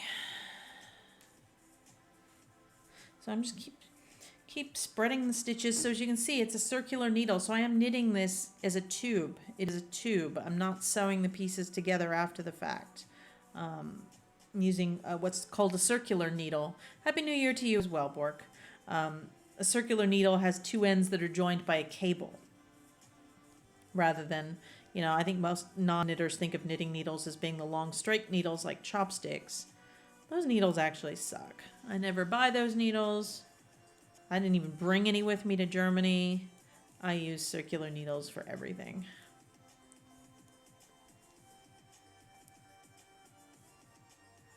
Why would you knit things flat and sew them up if you can just knit them as tubes? Someone else has joined. Oh. Getting to be busy time. So yeah, that is Orkney that I'm working on now. If you want to see, that's the sweater showing right now. Lanatus is the one I just finished. So if you watch any of my previous streams, I was working on a very fine 4-ply Fair Isle yoke sweater called Lanatus, which is on the previous streams, and those are actually on my YouTube page. So streams stay up on Twitch for 2 weeks, and then they get archived over to YouTube. So I'll just copy my YouTube link for you and put it in the chat. So that's my YouTube page. So if you want to go back and see any of the previous ones, you can. I had a whole stream where I was just winding these balls, these cakes, using a Swift and a ball winder, which is kind of fun if you've never seen those in action. Yeah. My YouTube has some other videos on it of techniques. So for example, when I filmed a little video when I knitted the corrugated ribbing, which is the bit here, the 2-color ribbing at the bottom of many Fair Isle garments. Made a little video showing some of the techniques for doing that. That's on the YouTube page as well. There's a knitting playlist. So if you go there, you can have a look at that. But you can't really see it on the webcam because the lighting is really poor here. But I'll show you the sweater that I'm wearing. I always like to wear a different hand knit on the stream and talk about it. So what I'm wearing is actually this one, which is called the East Noik hoodie. I knitted that. That is me wearing that a few years back. It's knitted out of Knit Picks Comfy Worsted, which is a thick, I think it's cotton acrylic blend, which makes it wears like cotton, but it's a bit lighter than cotton, which is nice because cotton can be really heavy. So yeah, it's a hoodie. It's knitted. I mean, the color is difficult to gauge. I'll show you on the other camera here in a second. I think the colorway is called Fairy Tale, and it's a very pinky purpley color. And it is a hoodie. It's got a hood on it. I'll give you the Ravelry link. You can go and see. There's more photos on Ravelry. There in the chat is the Ravelry link. But if I go back to here and I'll stick my sleeve under, you can see that's probably a better representation of the color. So it's a very pinky purpley color. But I don't knit a lot of things in one color that aren't cable. Like I like cables and I like Fair Isle like this, but East Noik hoodie was the unique one for me in that the interest was from doing textures, but not as cables.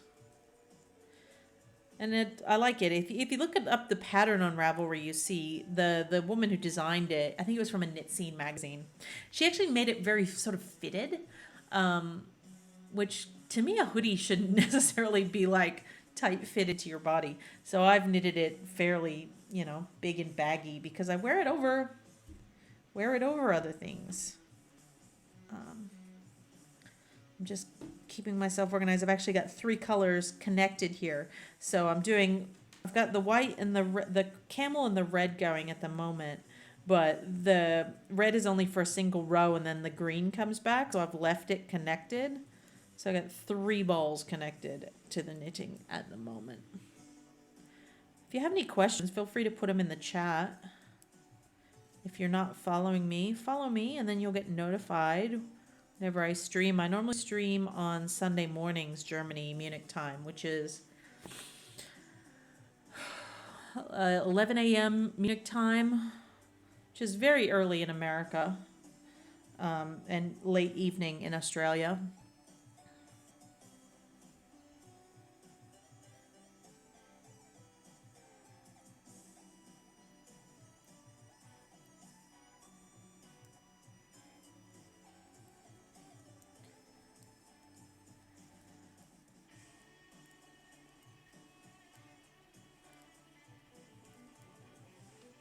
Time is it? 7 o'clock. Good grief.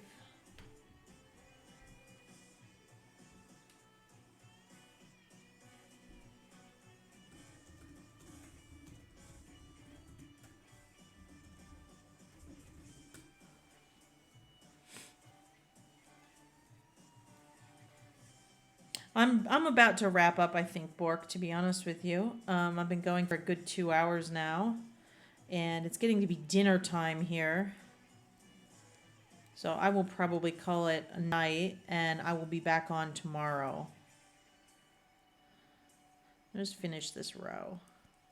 I always like to finish a round, especially with a pattern like this, because otherwise you'll get really confused where you are when you pick it up again. And then you start using the wrong color like I did for the first 20 minutes.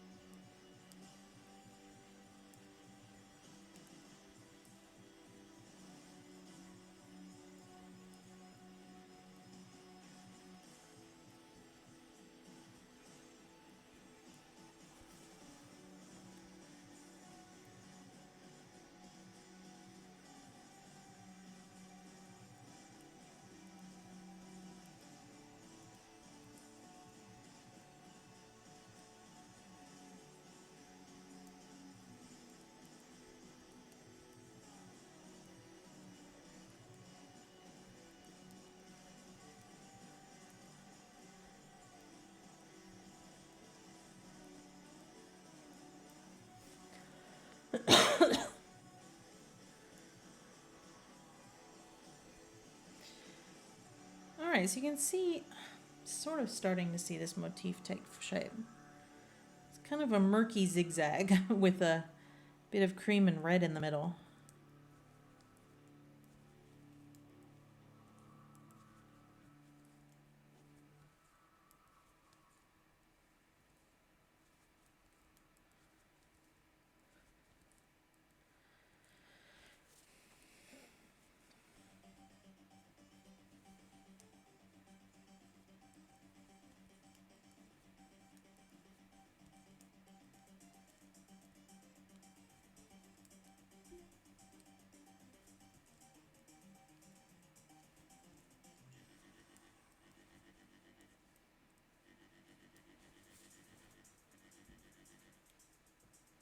Well, I'm wishing you good luck as well, Bork. I really hope you get your arena victory or your cash cup.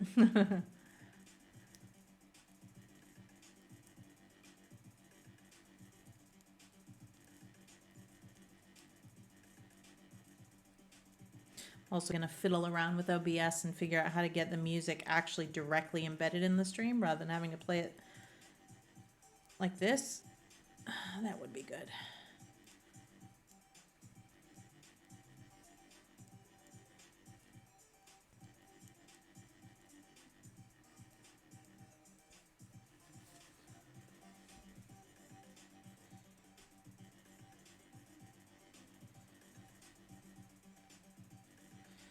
Okay, almost at the end of this row.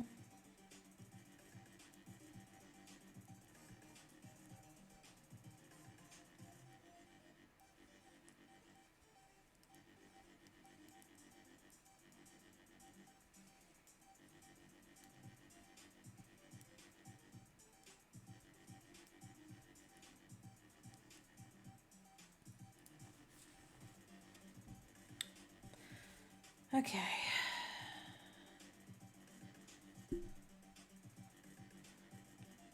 I'm just trying to keep the green from tangling up, so it's still nearly back to where the green's connected in. Just trying to keep everything from getting in a big old mess.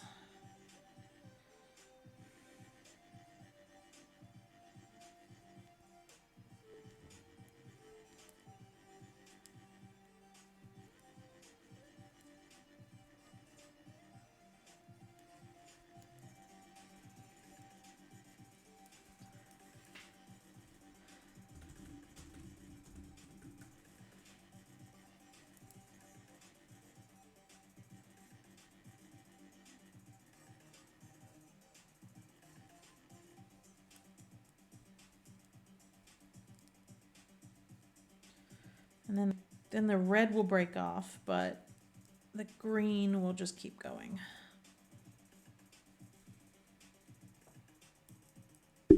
Oh. I nearly bought more wool the other day. I had it in my shopping cart online. I don't need to. I said I was going to finish this one. This was my New Year's resolution, was to finish this, to deal with it. So I'm not going to allow myself to buy any wool until I finish this thing. I have a giant box right over there full of wool. I don't need any more.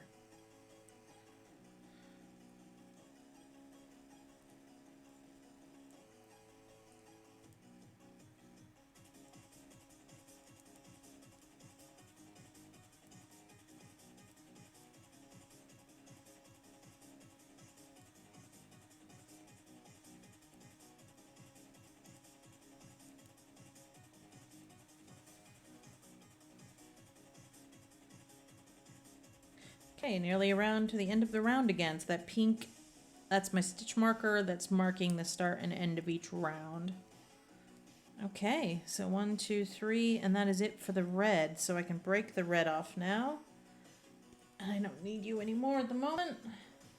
Go back to my pattern. For those who haven't seen it, I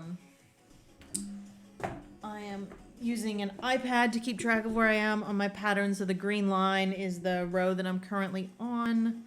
So I'm just gonna, whoops, let me just shift my row marker up one more. Oh no, actually 2 more. I've done that one and that one. Okay, there we are. All right. So it's the camel and it's the green, right? Camel and green. That's what I got. Cool. And now quickly might, just because I've got 2 tails of the red hanging there, I might actually just loosely tie them in a bow.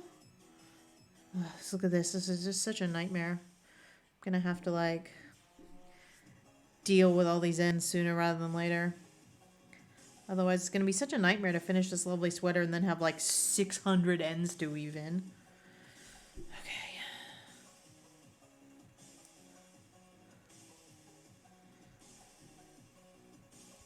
I'll just get this round started and then I'm gonna stop for the night. Okay, so it's just camel green alternating. So actually what I'm going to do, because the green is coming from a row below, I'm actually going to just, for this one stitch, I'm going to pull the green, I'm just going to, from underneath the camel, but actually starting with a camel. What am I doing?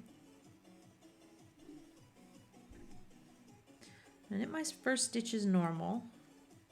And I'm carrying the camel color as the background in my right hand all the time.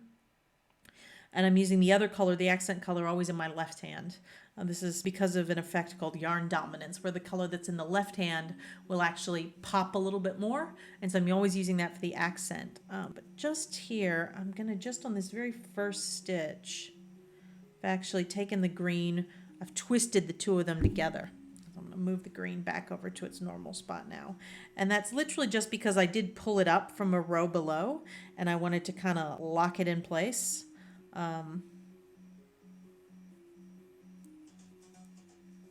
Otherwise it would just be coming straight up on the back and I could get a little bit of a gap. And so by twisting them, you kind of close any holes. It's a technique you do sometimes in tarsia knitting when you're changing from color to color. But anywhere you're pulling a yarn up, I think from underneath, I always like to twist them at the changeover just to make sure there's no gaps. Okay, and then we're just alternating. Right, I'll just double check everything's looking good. Yeah. Okay, I'm probably going to stop there for the night. So thank you very much for joining me. I'll be back here in, it's 7 o'clock now, in like 16 hours. So I'll be back and hopefully there'll be a few more rows knitted. So if you're wherever you are, I hope you're having a lovely Saturday. And if you're playing Fortnite, kick some ass. And I will see you tomorrow. All right, bye.